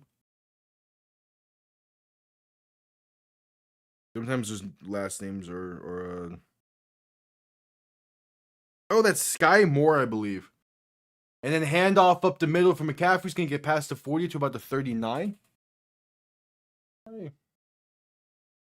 Yeah, because the sleeves look different from the sleeves, and the shoulder logo is different from the one I have, but I know Tampa rebranded recently, so I can double check this.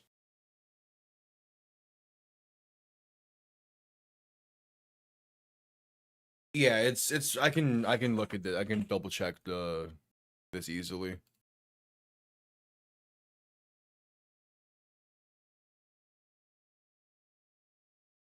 Jones handoff up the middle to McCaffrey on 2nd and 6. We'll get about 2. We're having what, 65 now?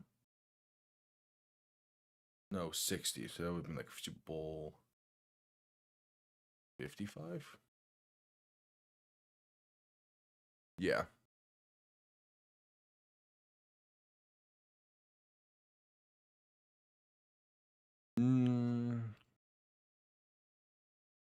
No, yeah, that's just handoff up the middle for McCaffrey. Gonna get enough for a first down. Past the 25 to about the 23. Yeah, that's how much did you pay for that? Because that's definitely a knockoff jersey. Yeah, okay, yeah. Zooming in, you can even see that as well. It looks, yeah, it's too glossy to be official.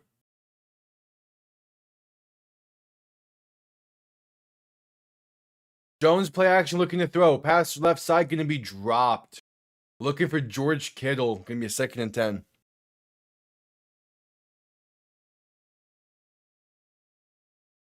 Yeah, Tampa's actual jerseys.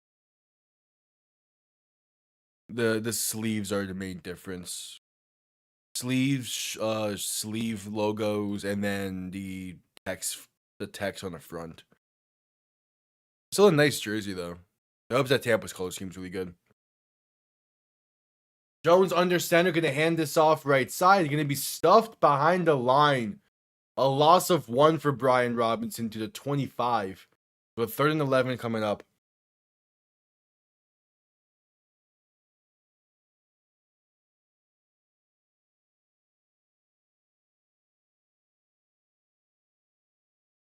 All right, 3rd and 11.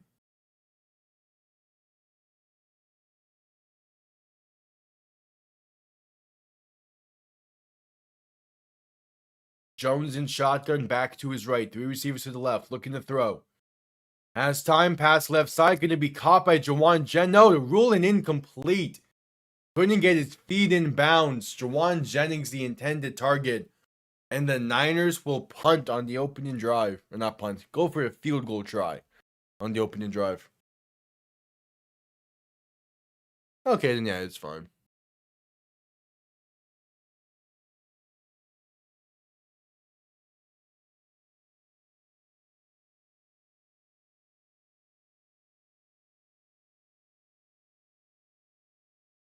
Eddie Pinero on for the 43-yard kick. It is up. And it is right down the middle. He remains perfect.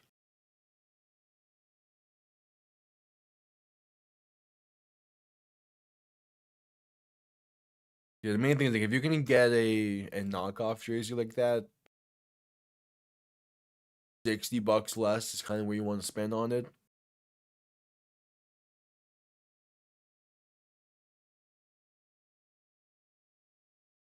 Like 60 and under. You can get some really good quality knockoffs, but yeah, it's just the details don't match up with it.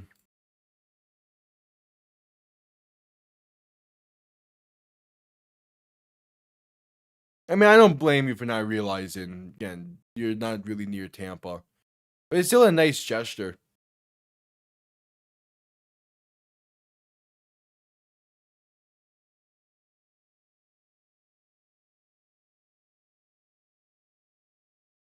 Yeah, because the nameplate's also a little small for what Gronk would have had.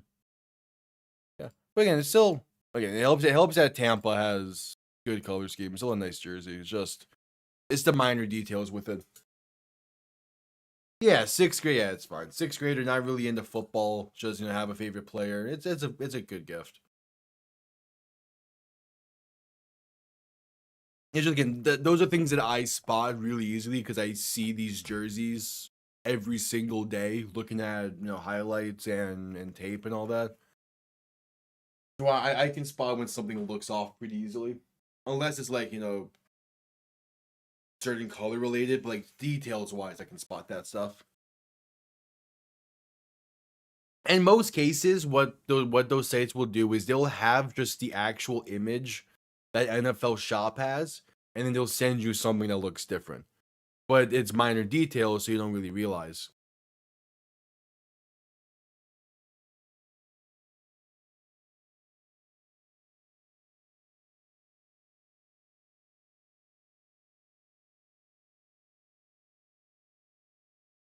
I mean, to the same degree, like my home Dolphins jersey is not an official Miami home uniform. It's the home style, but the colors are off. But I kind of preferred.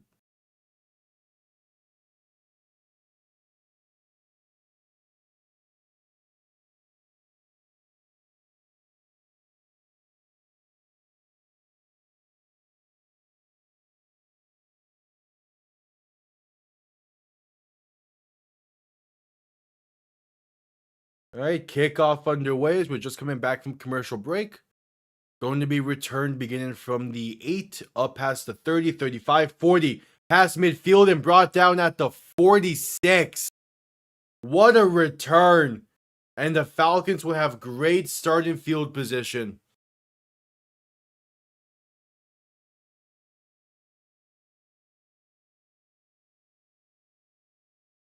Yeah, no, I'm not worried about the Florida Panthers right now. Again, 7 games into the season, we're wrapping up a 5-game road stretch on Tuesday. I'm not worried. Also, with the amount of injuries we're dealing with, they'll figure it out.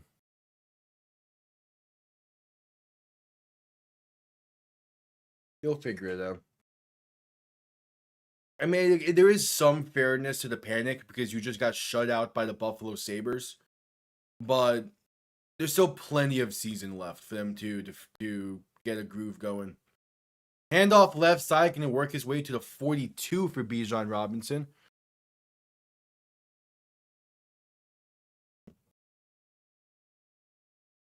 Like, people need to get used to it that the Florida Panthers are a team that they don't really care how they look during the regular season. As long as they can make it to the playoffs, they're going to be a tough team to beat because they're a very playoff built team.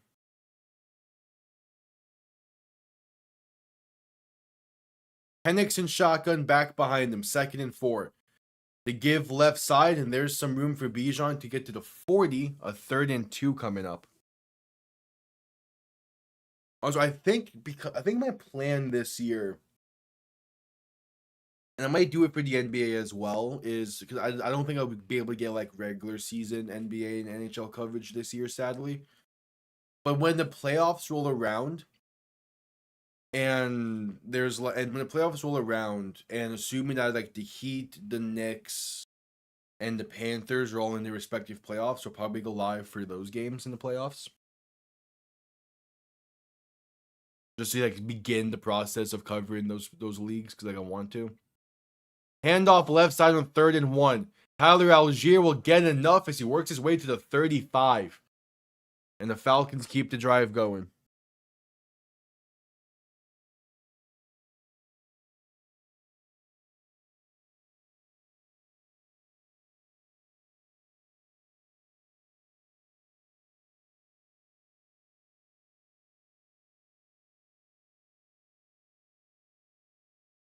All right, 1st and 10. Penix and shotgun back behind him. 2 receiving options to each side. 8 minutes to play in the 3rd. Looking to throw. Penix pass right side. Going to be caught. Has room inside the 20. That's Kyle Pitts down to the 18. Nice pass from Michael Penix on the wheel route. As they send Pitts in motion left to right, and he just the fake screen, you have that wheel as an option, and Penix puts it on the money.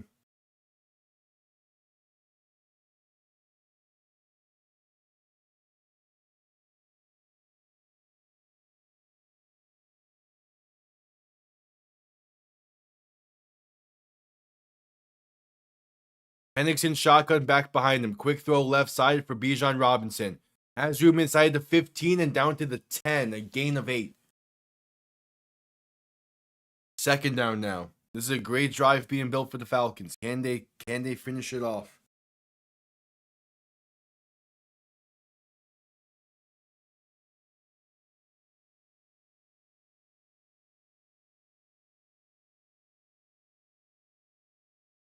Second and 2.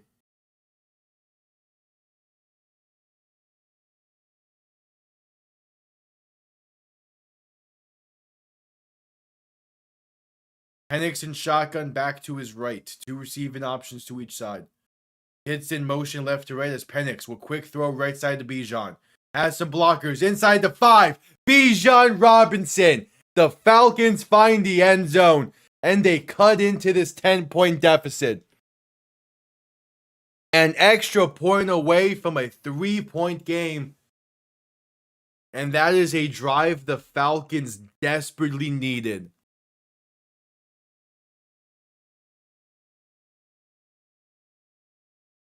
Good blocking up front there.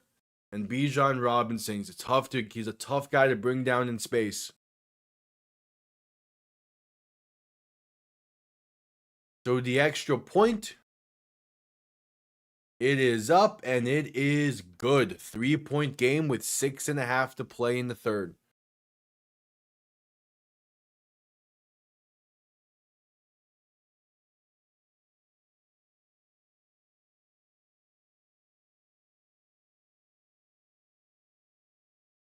All right.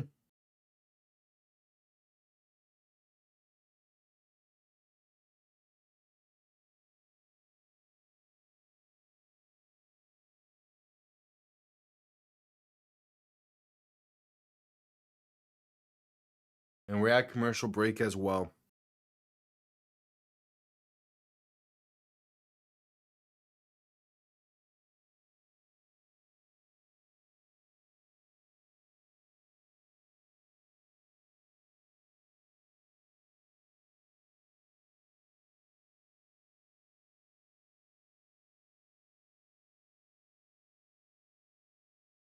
There is some news out of Tampa earlier, but I'm going to wait till tomorrow for it. When the Buccaneers play, because I kind of have an idea of how to handle it. But yeah. We're at commercial break.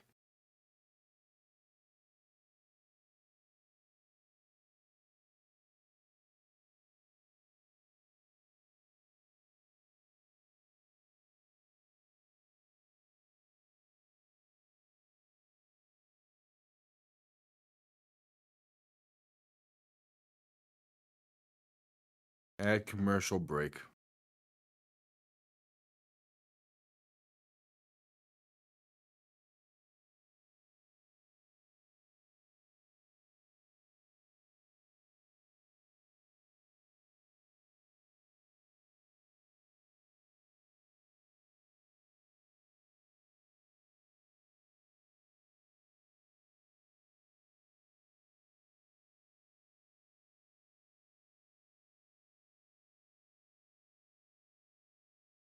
At commercial break.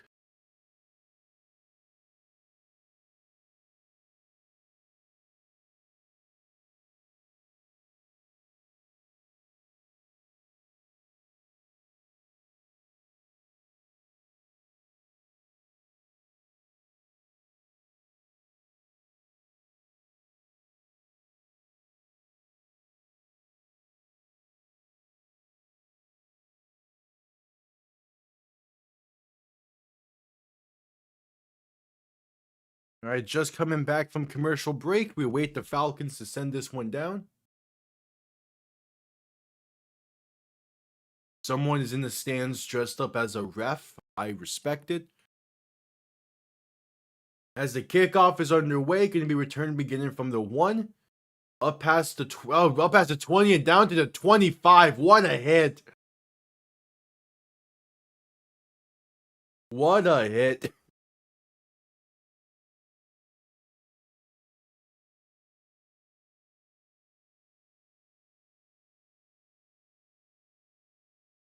All right, San Fran, what you got?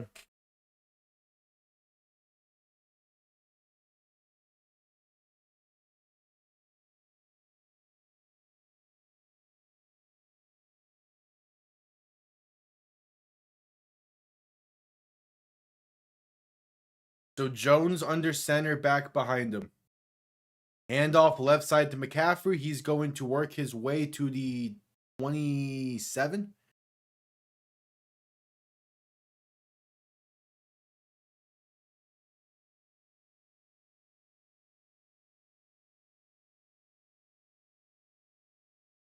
Yeah, we'll see. 6 minutes to play in the third.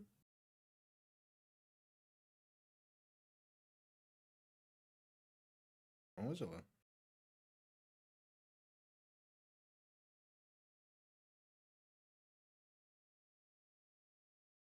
So Jones in shotgun looking to throw in 2nd and 8. Dump off right side to McCaffrey. Makes one man miss in the backfield and will work his way. Enough for a first down. Bounced off another defender and picks up 9.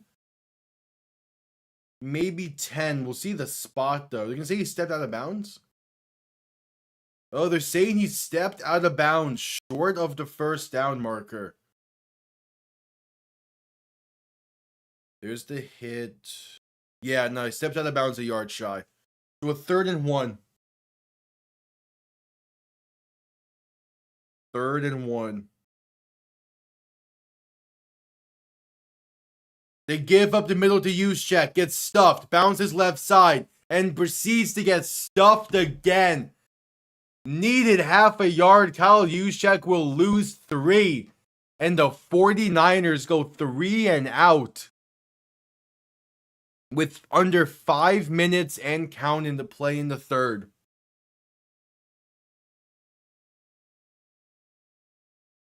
The Atlanta Falcons defense.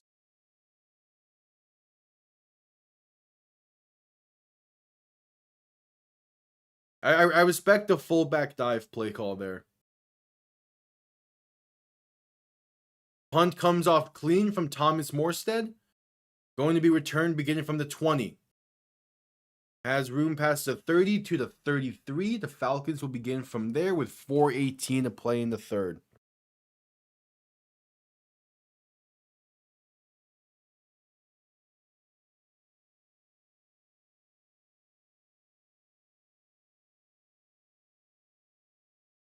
And we head to a commercial break.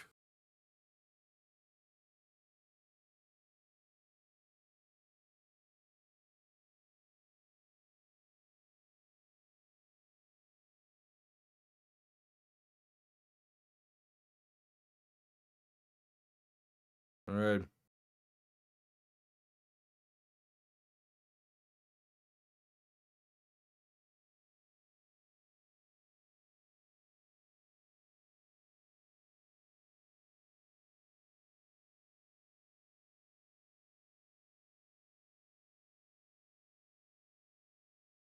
Select commercial break. What this Falcons offense? This is gonna be a good test here to see if they can get some consistency going. Yep, Thursday night football this week. It's the Vikings. It's the Chargers. Oh, and the Chargers are wearing their Superchargers uniforms. Okay.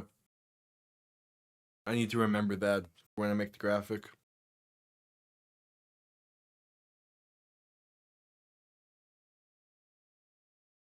Are the Lions wearing their Motor City uniforms at all this year? Was it Motor City Muscle?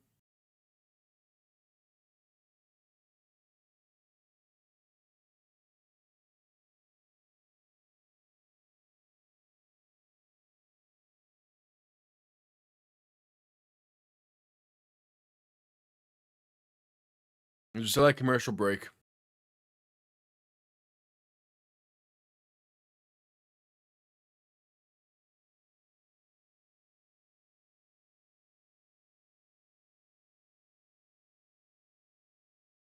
Okay, they're wearing them tomorrow night against Tampa. Good thing I checked. I'll make sure to include that graphic. It's a real good thing I checked. I was like, yeah, the Chargers are wearing their throwbacks on Thursday night. Are the Lions wearing their alternates this year? That's what tomorrow's for. Cool. I'll make sure to include that with the graphics.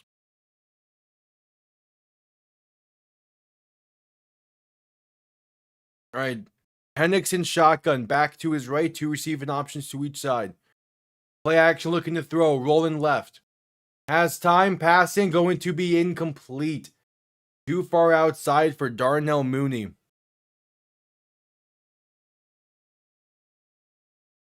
And there's a penalty marker down.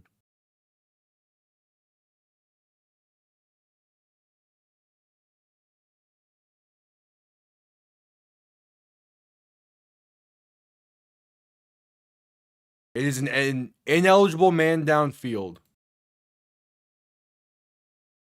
So push him back 5, replay first.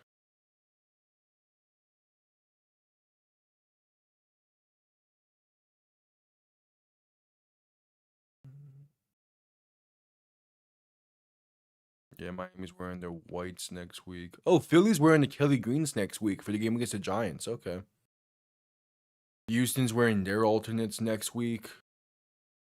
Oh, yeah, next week is the Steelers wearing their... Okay, that's going to be interesting. Handoff up the middle on first ball. They're wearing the yellows. Okay, I have an idea for that one. 2nd and 13 coming up after the 2-yard carry for Bijan Robinson. Yeah, I have a good idea for what to do for the Steelers graphic in that one. That's going to be funny. Penix in shotgun, back to his right. 2 receivers to each side. Going to look to throw. Pass left side is incomplete. Bijan Robinson slipped on his break. And it's a 3rd and 13 coming up.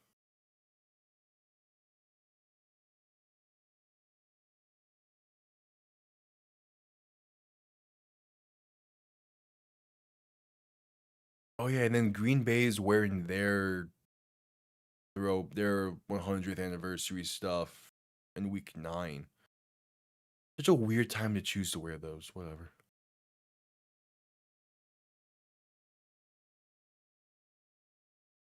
Penix in shotgun, back to his left.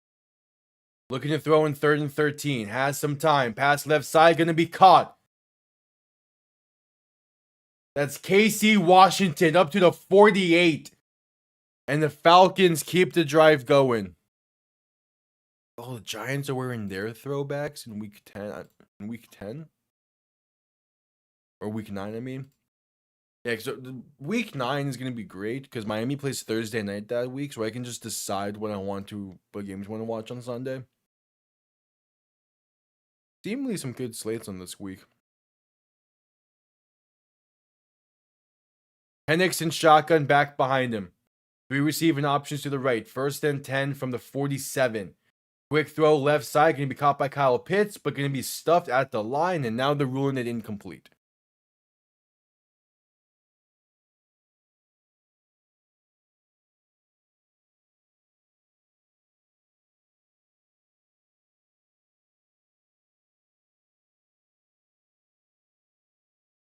All right, 2nd and 10.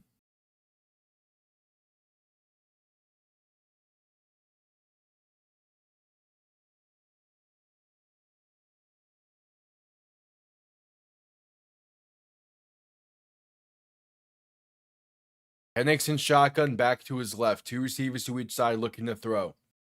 Has time, pass right side, going to be caught by Drake London. The stretch is going to make it a 3rd and 1.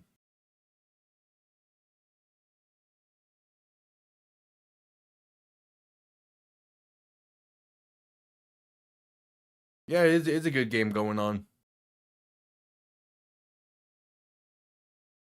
That stretch there from London, I might have gotten it. Giants are wearing road throwbacks against the Bears in Week 10. Sure. Yeah, they gave him the first now. Ball on the plus 43.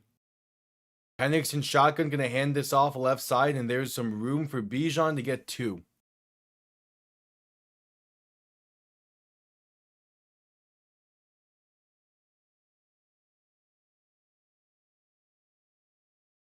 All right.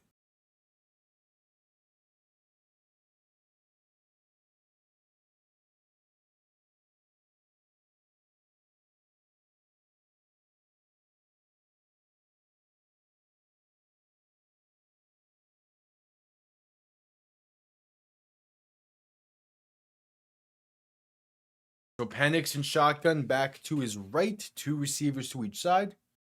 Going to look to throw in 2nd and 9. Pressure coming, pass left side is going to be incomplete. Pressure got there, was hit while throwing that one. A 3rd and 9 coming up. They're not quite in field goal range yet. There's a minute 11 to play in the 3rd.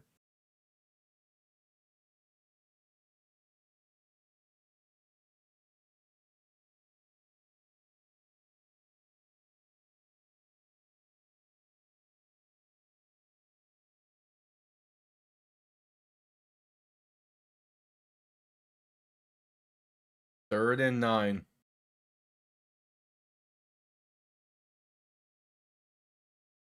Penix and shotgun back to his left. 3 receivers to the right. Gonna look to throw as they got the snap off barely in time, and now they're going to stop the play.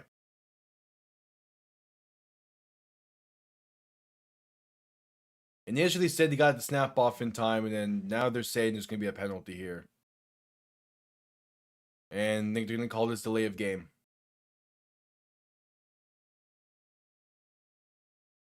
Before ball was snapped, delay of game on Atlanta. So a 3rd and 14 coming up.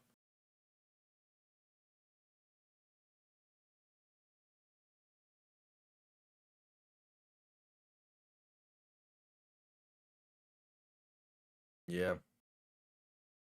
So a 3rd and 14. There's not been a lot of penalties tonight either. That's the 7th amongst both sides.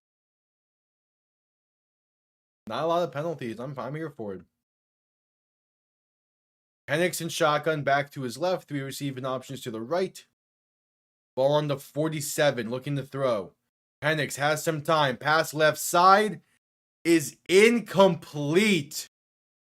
Looking for KC. Washington wasn't able to step into the throw due to the pressure. And it's a 4th and 14 with the Falcons being firmly outside of field goal range. Okay, this is like the 3rd 49ers game I'm watching this season. And every single one, it feels like the broadcast is showing Robert Saleh more than they are Kyle Shanahan.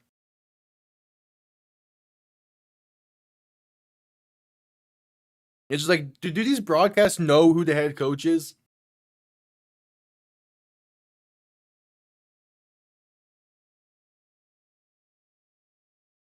Punt comes off clean, trying to pin the Niners deep. And they'll do just that. It gets downed at the 2. Great punt coverage. And there's 58 seconds to play in the 3rd. The Niners will start this drive backed up deep inside their own territory, inside their own 5.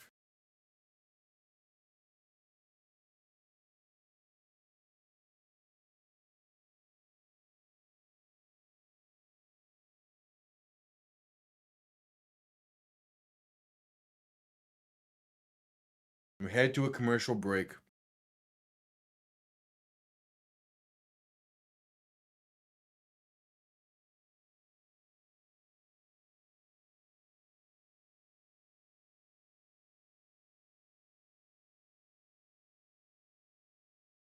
All right.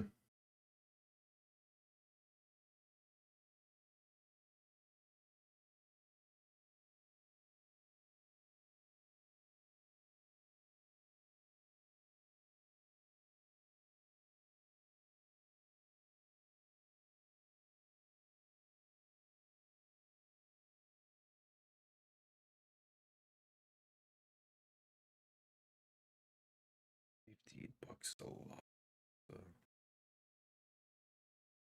I can't even. Okay, yeah, no.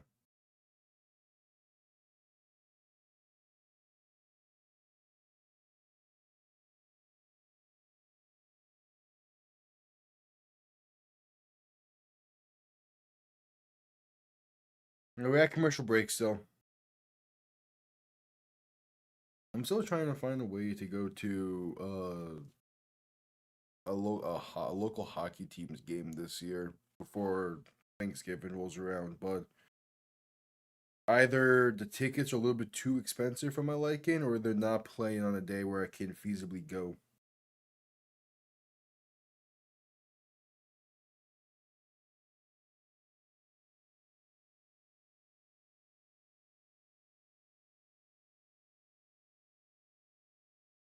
Still at commercial break.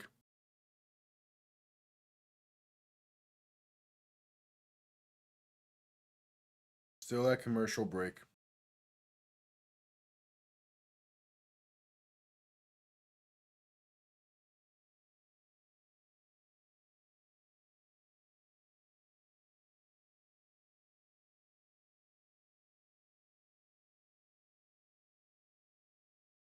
Still at commercial break. Actually, just getting back to commercial break. Jones handoff up the middle to McCaffrey is going to get past the 5 to about the 7, 8 yard line.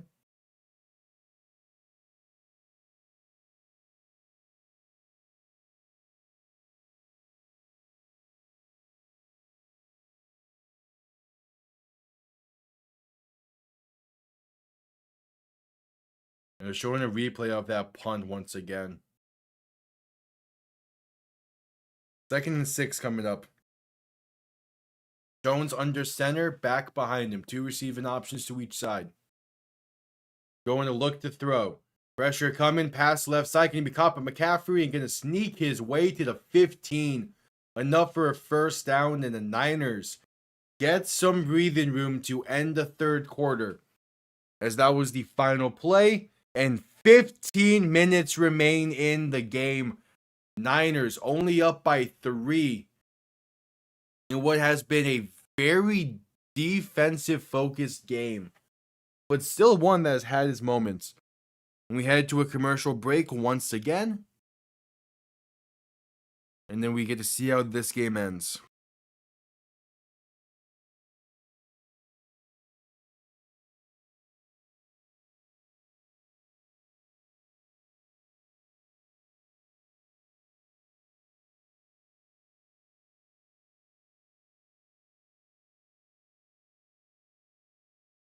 So right back to commercial break.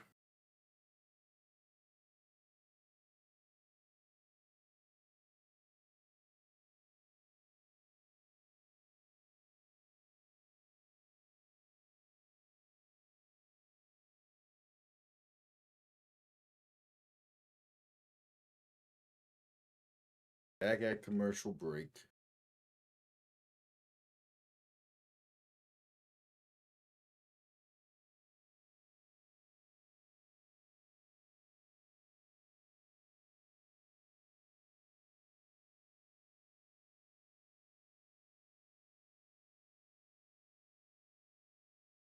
All right.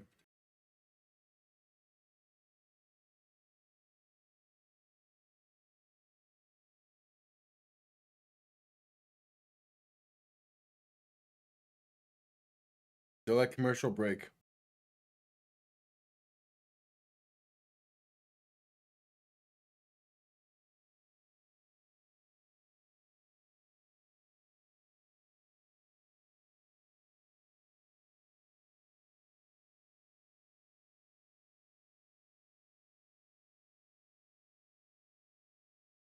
Still at commercial break.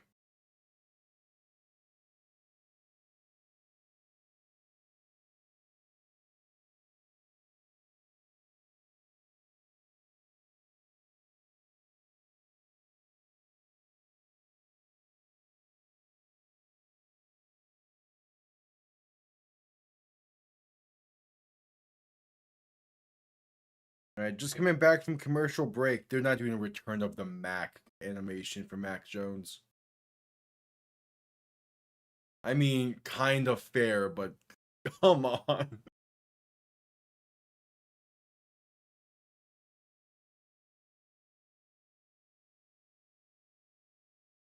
Jeez, yeah, Bailey Zappi, man. That was an era of Patriots football. Mac Jones play action looking to throw in first and 10. Pass right side caught by an open Christian McCaffrey. Gonna have space to the 20 to the 19.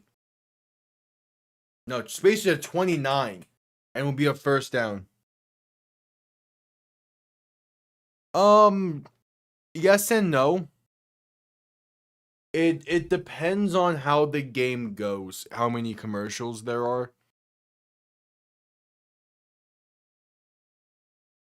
It's just a case where the because every single drive ends and then you go to a commercial break and you have the next drive. So the Falcons drive ended, they punted it away. There's a minute left. That's 2 plays. Then when the quarter ends, they go to a commercial break and then they go from there. Handoff up the middle on first down is going to be a gain of roughly 2. Typically they try to do every 4 to 5 minutes. They have a commercial spot. Sometimes drives go longer than that, sometimes they go shorter than that. But typically that's like where the commercial spots tend to be. That's like the average length of a drive. Jones throw left side going to be high, but caught by Jawan Johnson. Oh, the ruling is incomplete now? No, okay, that's just broadcast messing up. It's going to be like a 3rd and 4. And also, like, certain networks handle the commercials differently, so those are more annoying to watch. Like, I've had nothing but long commercial experiences with Fox, especially with the UFL. Jones looking to throw in 3rd and 3. Has time. Deep shot. Right side. Looking for it. It's incomplete. Through the hands of Demarcus Robinson. And the 49ers are forced to punt this one away, giving the Falcons a shot. Be like, it's Fox of UFL on Fox has had I've had bad experiences with commercials there. Really Fox as a whole, but the NFL coverage can be fine. I also don't watch NFL coverage that often, so I don't really care. CBS is fine. Sunday Night Football is fine. ESPN is more so fine because it's mainly just other sports that they're doing commercials for. A punt comes off clean, return past the 15 to the 17. And then the Super Bowl is always a mess, no matter what channel it's on for commercials.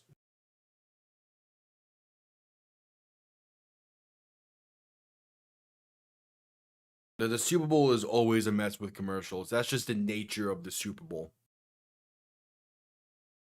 As we're going to a commercial break before this next Falcons drive.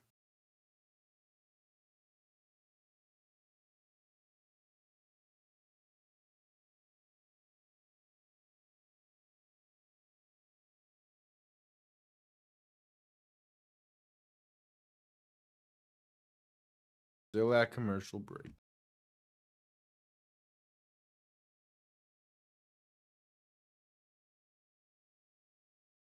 A Bijan touchdown. I'm here for it. That would be fun.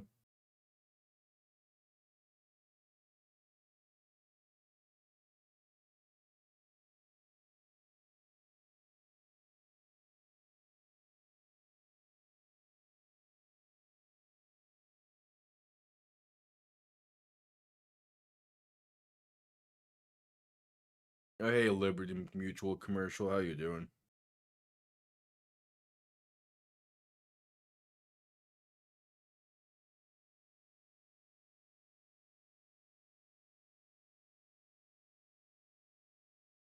All right, still at commercial break.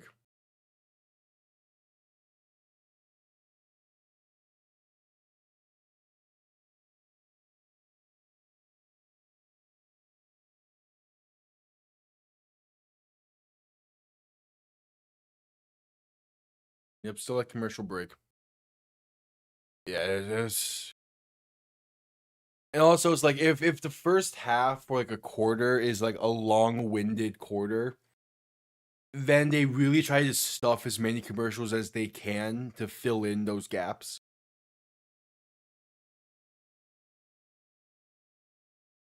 That's mainly what we're experiencing now. Is they need to fill in a bunch of commercials that they missed.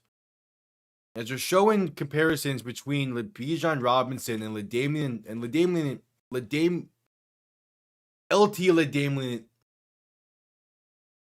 LaDainian Tomlinson. There we go. Jeez. That's the toughest I've ever had to pronounce his name. I don't know what's going on there. Penix and shotgun back behind him. 3 receiving options to the left. Then the receiver in motion left to right. Penix going to hand this off up the middle. And there's room up to about the 25 for Tyler Algier. Yeah, no, you literally. The difference is like the difference there was like I was pronouncing his name correctly, but in my head I just could not finish it until that moment. And that happens sometimes. It's weird. I don't know.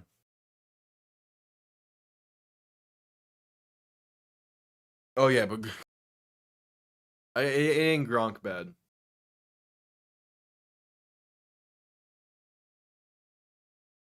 Penix quick throw left side, can he be caught by Bijan? Has room. Breaks off one tackle, breaks off a second, and gets to the 39. Because mine's more so just like a stutter, which I've pretty much always have, but it's kind of been. It's not as potent as it once was. But it does like show up in cases like that sometimes.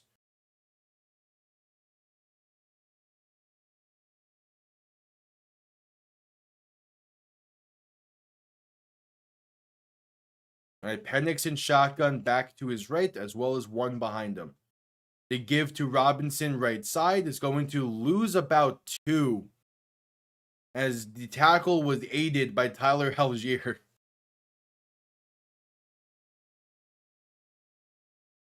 Yeah, it's that too.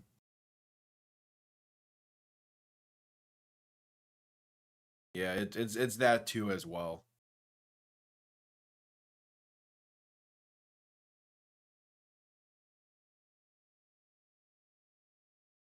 Which that really gets annoying when it's like when I'm recording and it's very like simple things that I'm flubbing over.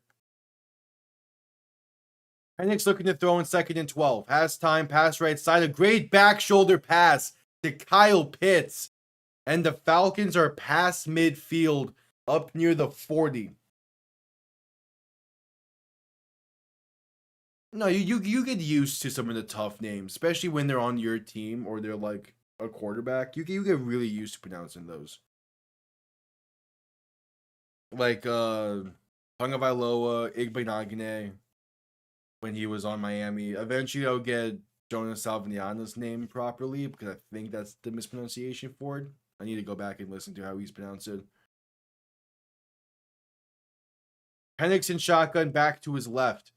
They give up the middle to Algier. We'll get about 3. Yeah. And like NHL players' names can be tough, but I'm kind of used to like that, the Russian and Polish last names. Or like that regions. Was it?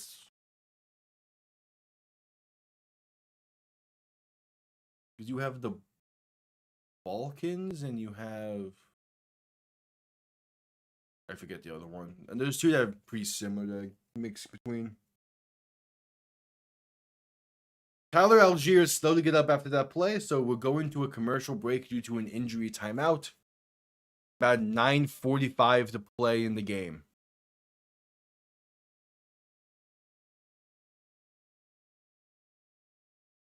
No, I'm talking about like well yeah, that region, but also there's like Finland, Sweden, Poland, and that area. That's like not quite Scandinavia, but it's called something else.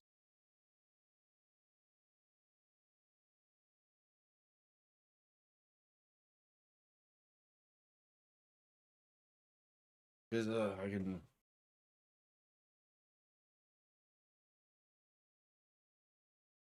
Yeah, stands that. Is it just the Baltic? Yeah, the Baltics. That's what it is.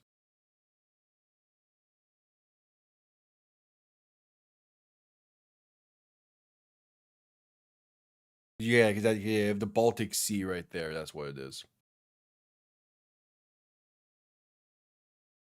The Balkans are further south. That's where like Greece and Turkey and all that is. The Baltics is like Estonia, Poland, some parts of Russia, all the countries surrounding the Baltic Sea. That's why I get confused because they're very similar and they're both like on that same plane. Just one's a little bit more north.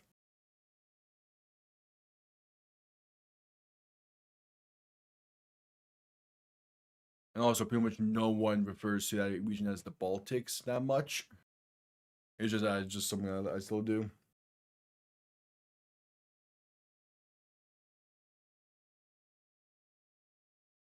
All right, just coming back from the commercial break. 9:52 to play in the game.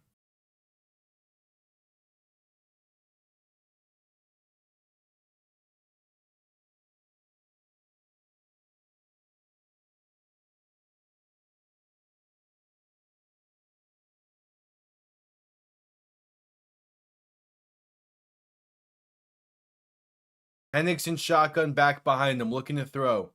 Pass left side, going to be caught by Robinson for a halfback screen. Has room up to the 35, a gain of 7. 3rd and 1 coming up.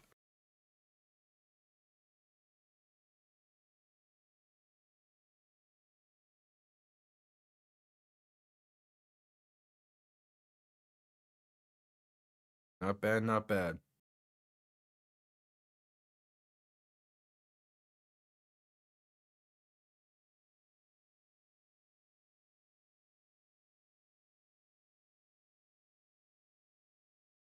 So Penix and shotgun back behind him. 3 receivers to the right, gonna toss this right side for Robinson. And blocking not quite there. He's stuffed at the line for no gain. A 4th and 1, ball on the plus 35. And the Falcons have a decision to make.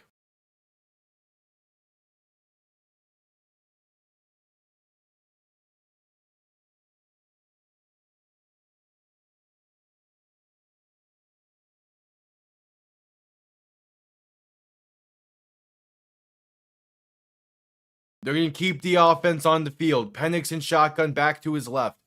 3 receivers to the left. Man in motion.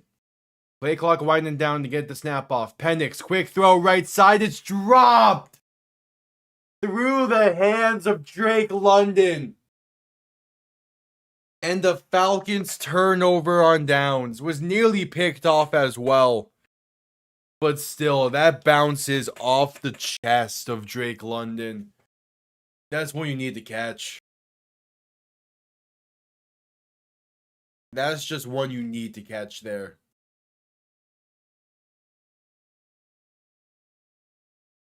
That's Penix puts it on the money. He just puts that on the money. That's one that London needs to catch.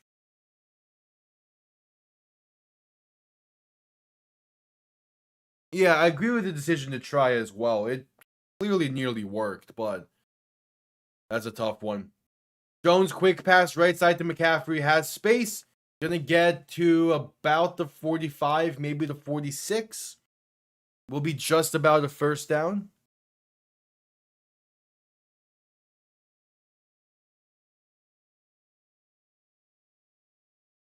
Yep, they're gonna give him the first.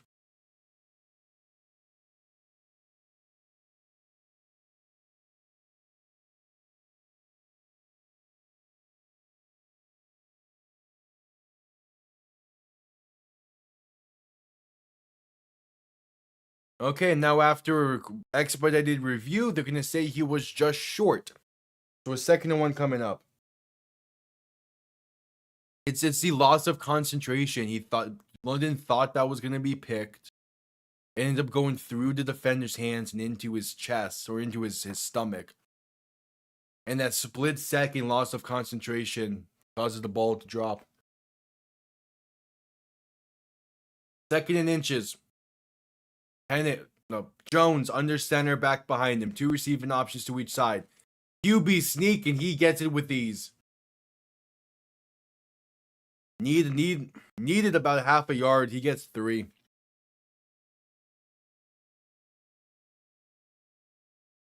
So a fresh set of downs.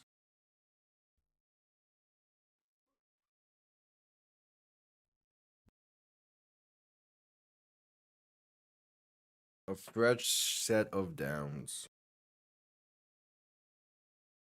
Jones in shotgun, back to his left. Handoff to McCaffrey going right. In a cut up field, and he has space. Past the 45 and down to about the 42, 43. Should be enough for a first down, but it might rule it short, just like they did before.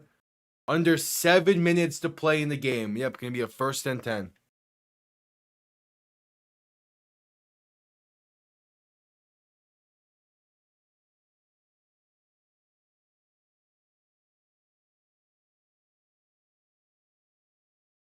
So Jones in shotgun, back to his right. They give to Brian Robinson going left. He's going to work his way past the 40 and still fight into the 35. 6.5 to play in the game. Going to be a 2nd and 3. And the 49ers, they're just running the ball and killing clock here.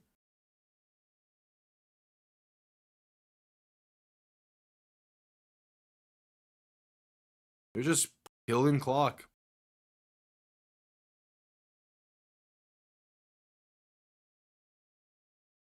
Handoff up the middle on 2nd and 3 is going to get a gain of 2. 3rd and 1 coming up. If the Falcons can just hold them to a field goal, they're still very much in this.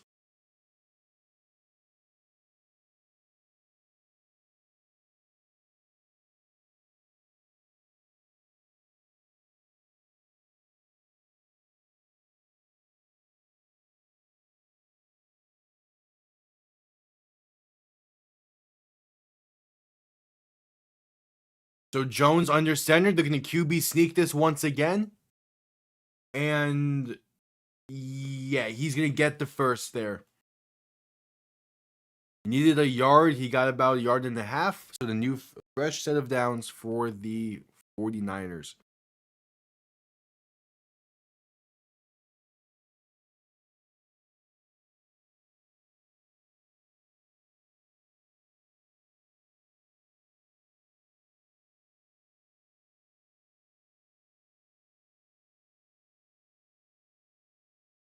So 1st and 10. Jones under center. Back and fullback behind him. Play action looking to throw. Jones with some time. Rolling to his left. Has space. Will take it himself. Diving forward to the 24. Maybe the 23. And a 2nd and short once again. 4.5 to play now. Are the Falcons even going to get another shot at this?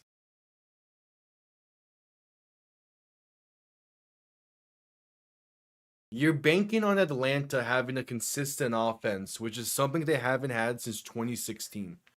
That's the main issue.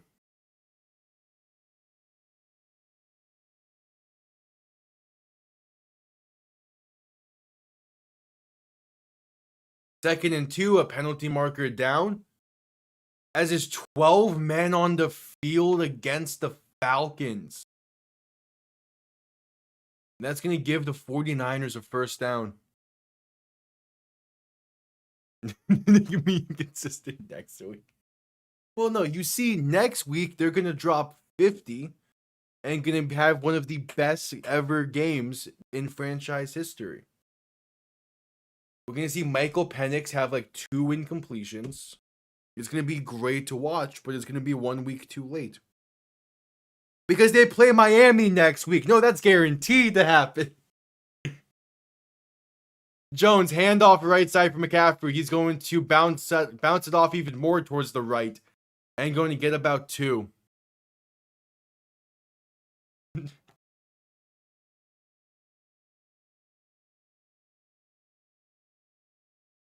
As the Toronto Blue Jays have forced the Game 7.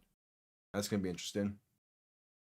And the Falcons are having no consistency tonight. That means they're going to have a fantastic game next week against Miami. Because of course, Bijan Robinson's going to have a career day next week. Toss left side on 2nd and 8. Going to be brought down well behind the line of scrimmage. Down near the 23, a loss of close to 10. Or no, loss of close to about 8. All right, 3rd and 13. Jones in shotgun. 3 receivers to the right, 2 to the left. Looking to throw. Jones with time. Pass left side caught. McCaffrey down to the 4. And it's a 1st and goal. And the 49ers do not need to run one more play. They can let this run to the 2-minute warning if they so choose.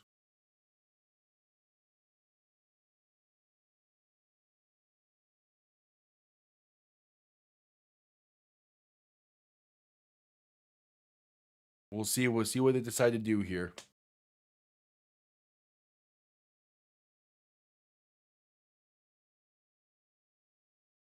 Yeah, Christian McCaffrey is just damn near wide open there in that seam. Yeah, again, stream lags on me for this one. I need to update this laptop. So it should be better for tomorrow night, but we're just going to deal with it for now.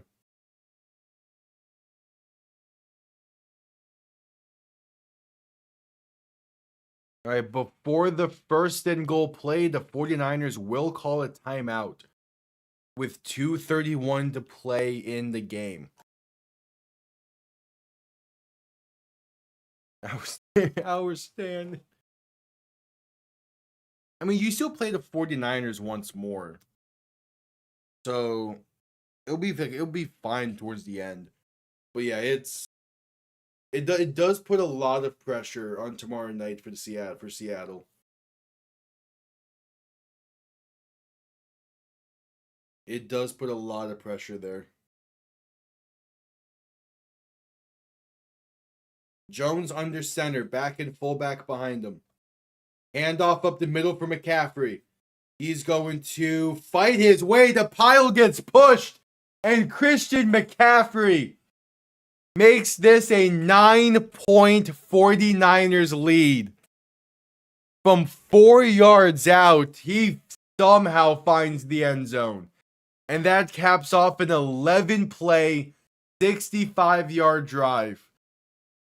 And now with 2:24 to play, the Falcons will need something shy of a miracle. We're kind of asked at home, so I'm scared. Fair. Man, I still think Seattle will be fine, though, tomorrow night. It should be a great game nonetheless, though. But Christian McCaffrey just refusing to go down.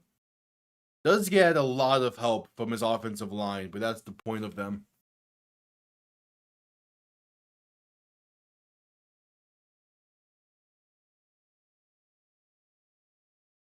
They added 2 seconds back to the clock. That's going to be a real difference maker. The extra point from Eddie Pinheiro, it is up. And it's back to a 10-point 49er lead.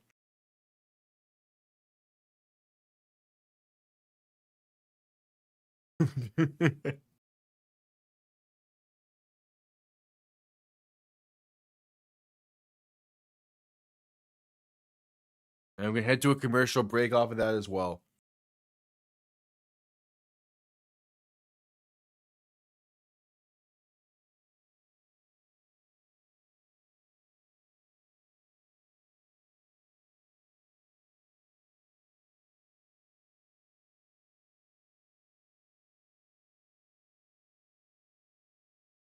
Yeah, most likely the Falcons are cooked here. They just again they couldn't find consistency on that offense. They couldn't find a consistent offense going tonight. They had that great game against Buffalo last week. This was kind of like a callback to earth for Atlanta before being shot right back up to the moon against Miami next week.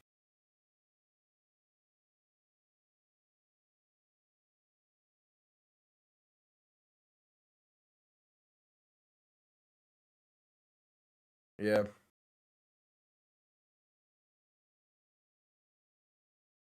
it's just how it works.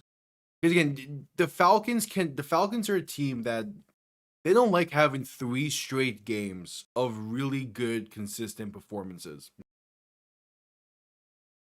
And there was no way Miami was going to be able to handle this offense.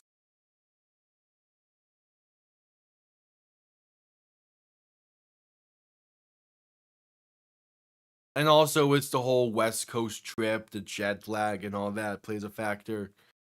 This game being Sunday Night Football, but starting at 5 o'clock local time.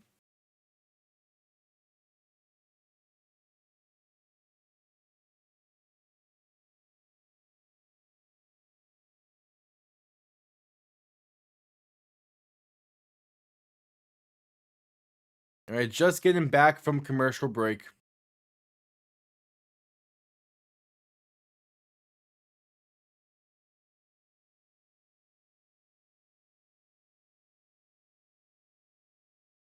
Just getting back. As we await the 49ers to send this one down.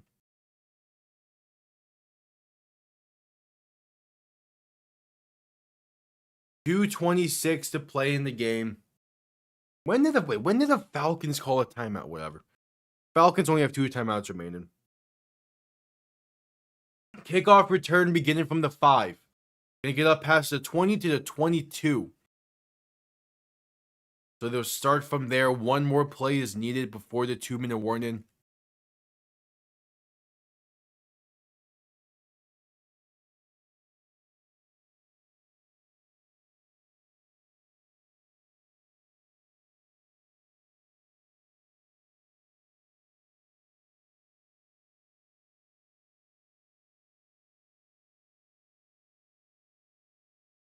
The Oregon Ducks are wearing uniforms inspired by the Grateful Dead. That's crazy. Penix looking to throw in 1st and 10. Has time, pass deep over the middle. And it's incomplete. Darnell Mooney couldn't hang on to the dive-in pass. Or couldn't hang on with a dive-in effort. Yeah, I'll send them to you, T-Fox.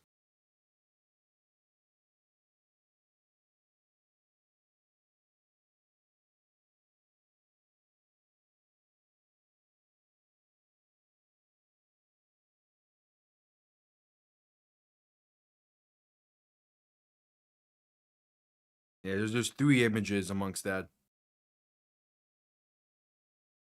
Penix looking to throw in 2nd and 10. Pass right side can be caught by Darnell Mooney up to the 40. Enough for a 1st down, and that'll get us to the end. They'll get us to the 2-minute warning. 2 minutes remain in San Francisco. Falcons down by 10. Gonna need a miracle here to tie this game up. Or potentially take the lead.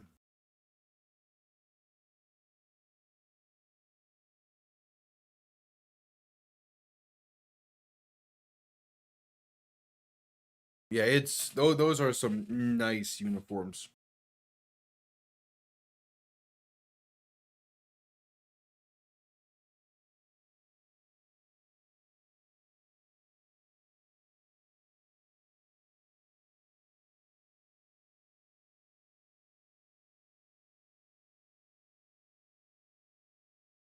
Yep, add commercial break for the 2-minute warning.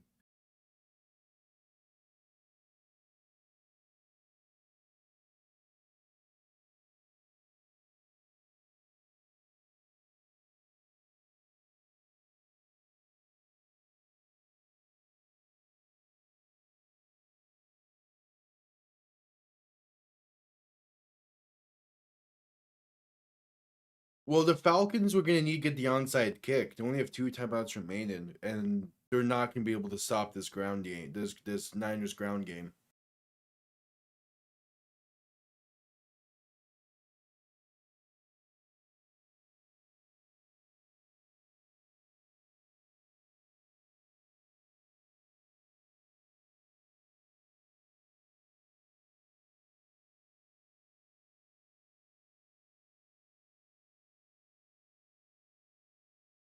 You have select commercial break.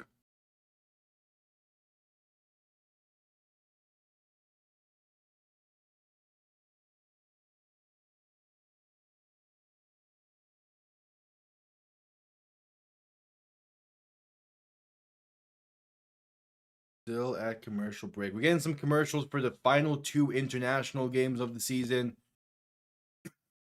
One of them being, what's the Berlin one again? Yeah, Berlin is Falcons Colts in a few weeks. And then over in Madrid, the Commanders and the Dolphins wrap up the international slate this season. I'm really going to be waking up at like 8 a.m. to watch Miami get their asses kicked by the Commanders. And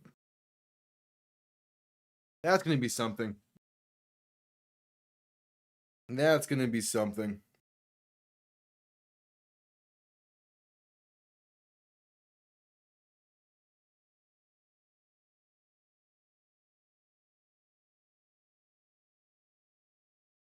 All right, so Penix in shotgun back to his right as we're just getting back from commercial break. 3 receiving options to the left, looking to throw. Has some time, pass left side is incomplete. Wait, they ruled that a fumble? No, okay. I don't know what that line judge was doing, but he let that run for no reason. Penix was hit while throwing that one by 2 different 49ers. There was a lofter that fell incomplete. If they ruled that a fumble, that would have been insanely questionable. Wait, what? Okay, call on the field is fumble picked up by the 49ers. And they're going to review this.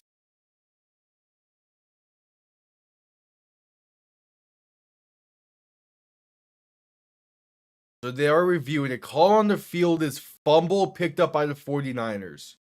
This would be the game if it stands.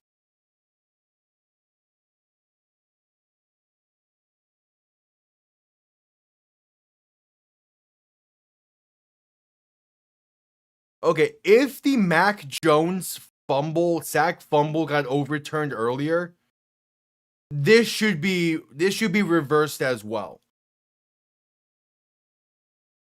It's nearly identical. This should be ruled incomplete.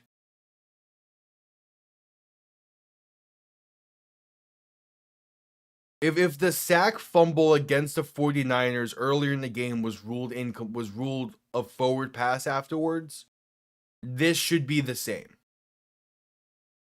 Because it is nearly identical. They're taking their time reviewing this.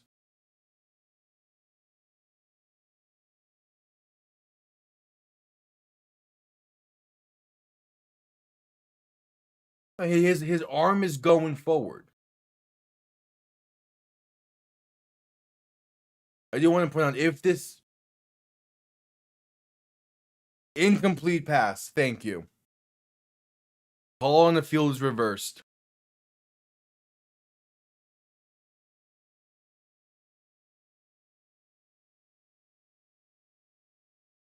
So 2nd and 10 coming up. Yeah, no, that's the right call there.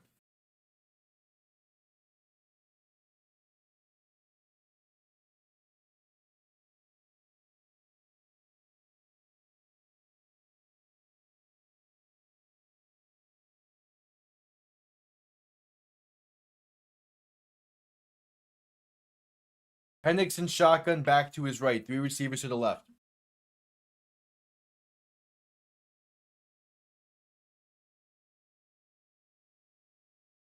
A minute 56 to play in the game. Penix made some adjustments at the line as he will look to throw. Niners send pressure. And Penix is going to be sacked. Back at the 30. Penalty marker down, though. There's a flag in the secondary. Penix is slow to get up as he went down awkwardly. As now he's limping a bit.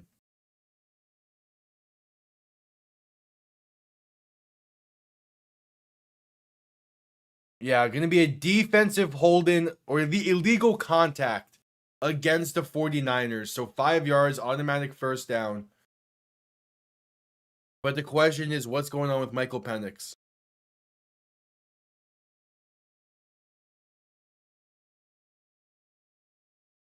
He's gonna miss a play at the very least. We're gonna be seeing Kirk Cousins.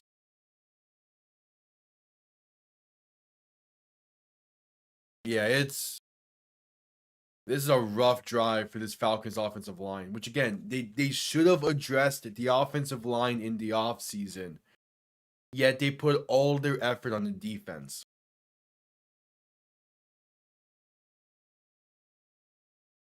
I know Penix is still in. I thought he was gonna have to miss a play there, but nah. Michael Penix is still in, but he's definitely hobbled.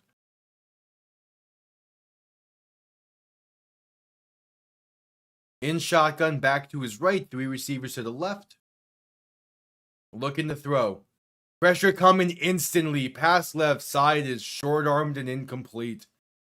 Looking for Kyle Pitts. There was just instant pressure.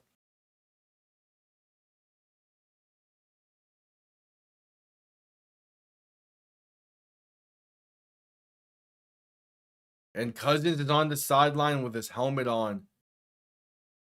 You might need to just go to Cousins. I don't think Penix is healthy enough right now. In shotgun, back to his right, 2 receivers to each side, looking to throw. Penix with some time. Shot left side, overthrown, incomplete. Had a wide open Darnell Mooney, but just missed him. 3rd and 10.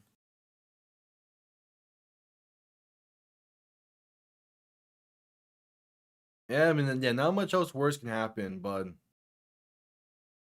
if Penix is good to go, they're gonna play him in this moment.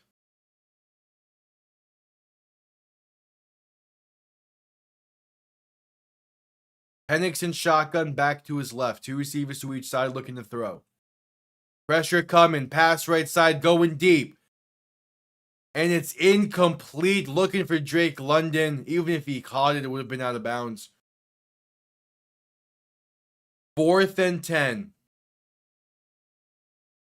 1:31 to play. This is the game right here.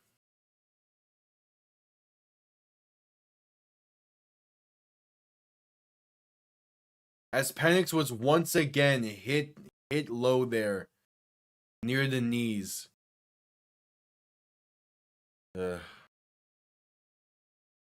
Penix in shotgun. Game on the line. Back to his right, 3 receivers to the left, looking to throw. Niners send 5. Pressure comes, pass right side. Completely off the mark and incomplete. It was short, it was behind. He more so threw that to a Niner than he did a Falcon. And the Falcons will turn it over on downs once again with 1:27 to play.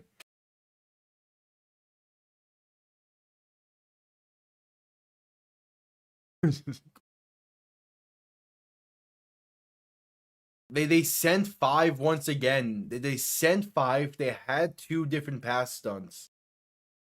The Niners defense, man, they're just playing well. 15 and what very easily should be the icing on the cake. Falcons will call their second timeout, but a gain of 15 for Christian McCaffrey seals the game. Next week, Sunday Night Football, Packers Steelers is going to be a great one. Tomorrow night, I'll be live for the Buccaneers and Lions at 7 o'clock EST. And then we have Thursday Night Football between the Vikings and Chargers over on Thursday. Tomorrow, post game from Miami goes up as well. Power rankings on Tuesday, predictions on Wednesday. Max Jones going to hand this off up the middle for Brian Robinson. He's going to get to the 26. And the Falcons will call their final timeout.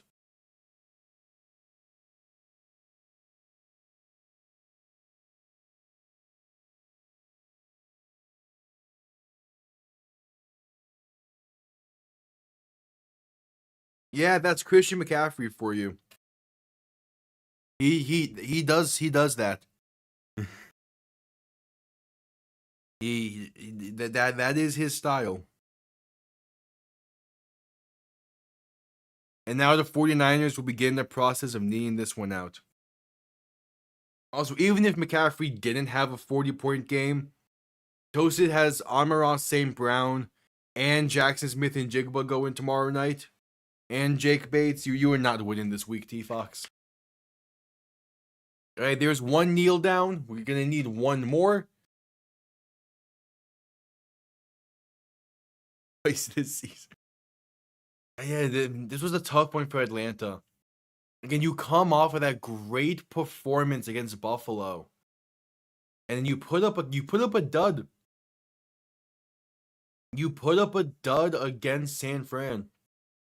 It's a tough one. And there it is. The final kneel down. The San Francisco 49ers improved to 5-2 on the season with a pretty ugly win against the Falcons. It wasn't a great game that they played, but they did enough to get the job done. That's the key thing in the end. And Christian McCaffrey, he continues to showcase why he is probably the most impactful and dynamic player in the NFL. He really does it all for this 49ers offense.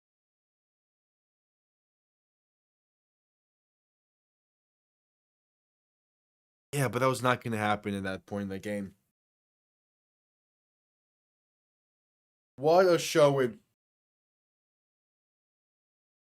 What a showing. But yep. So Sunday wraps up. Tomorrow night, or tomorrow, Dolphins post game reaction going up around noon. Then we have Monday Night Football, gonna be live for Buccaneers Lions. Tuesday power rankings, Wednesday predictions, and back live Thursday night for Vikings and Chargers. I appreciate everyone stopping by and dealing with the internet and the lag issues I had on my end. Should be good to go for tomorrow night. I know when I need to change. I'm going to do it as soon as stream ends, so I'm going to take care of it now. But thank you all for tuning in. I'll see you all next time. Have yourselves a damn good one. Peace.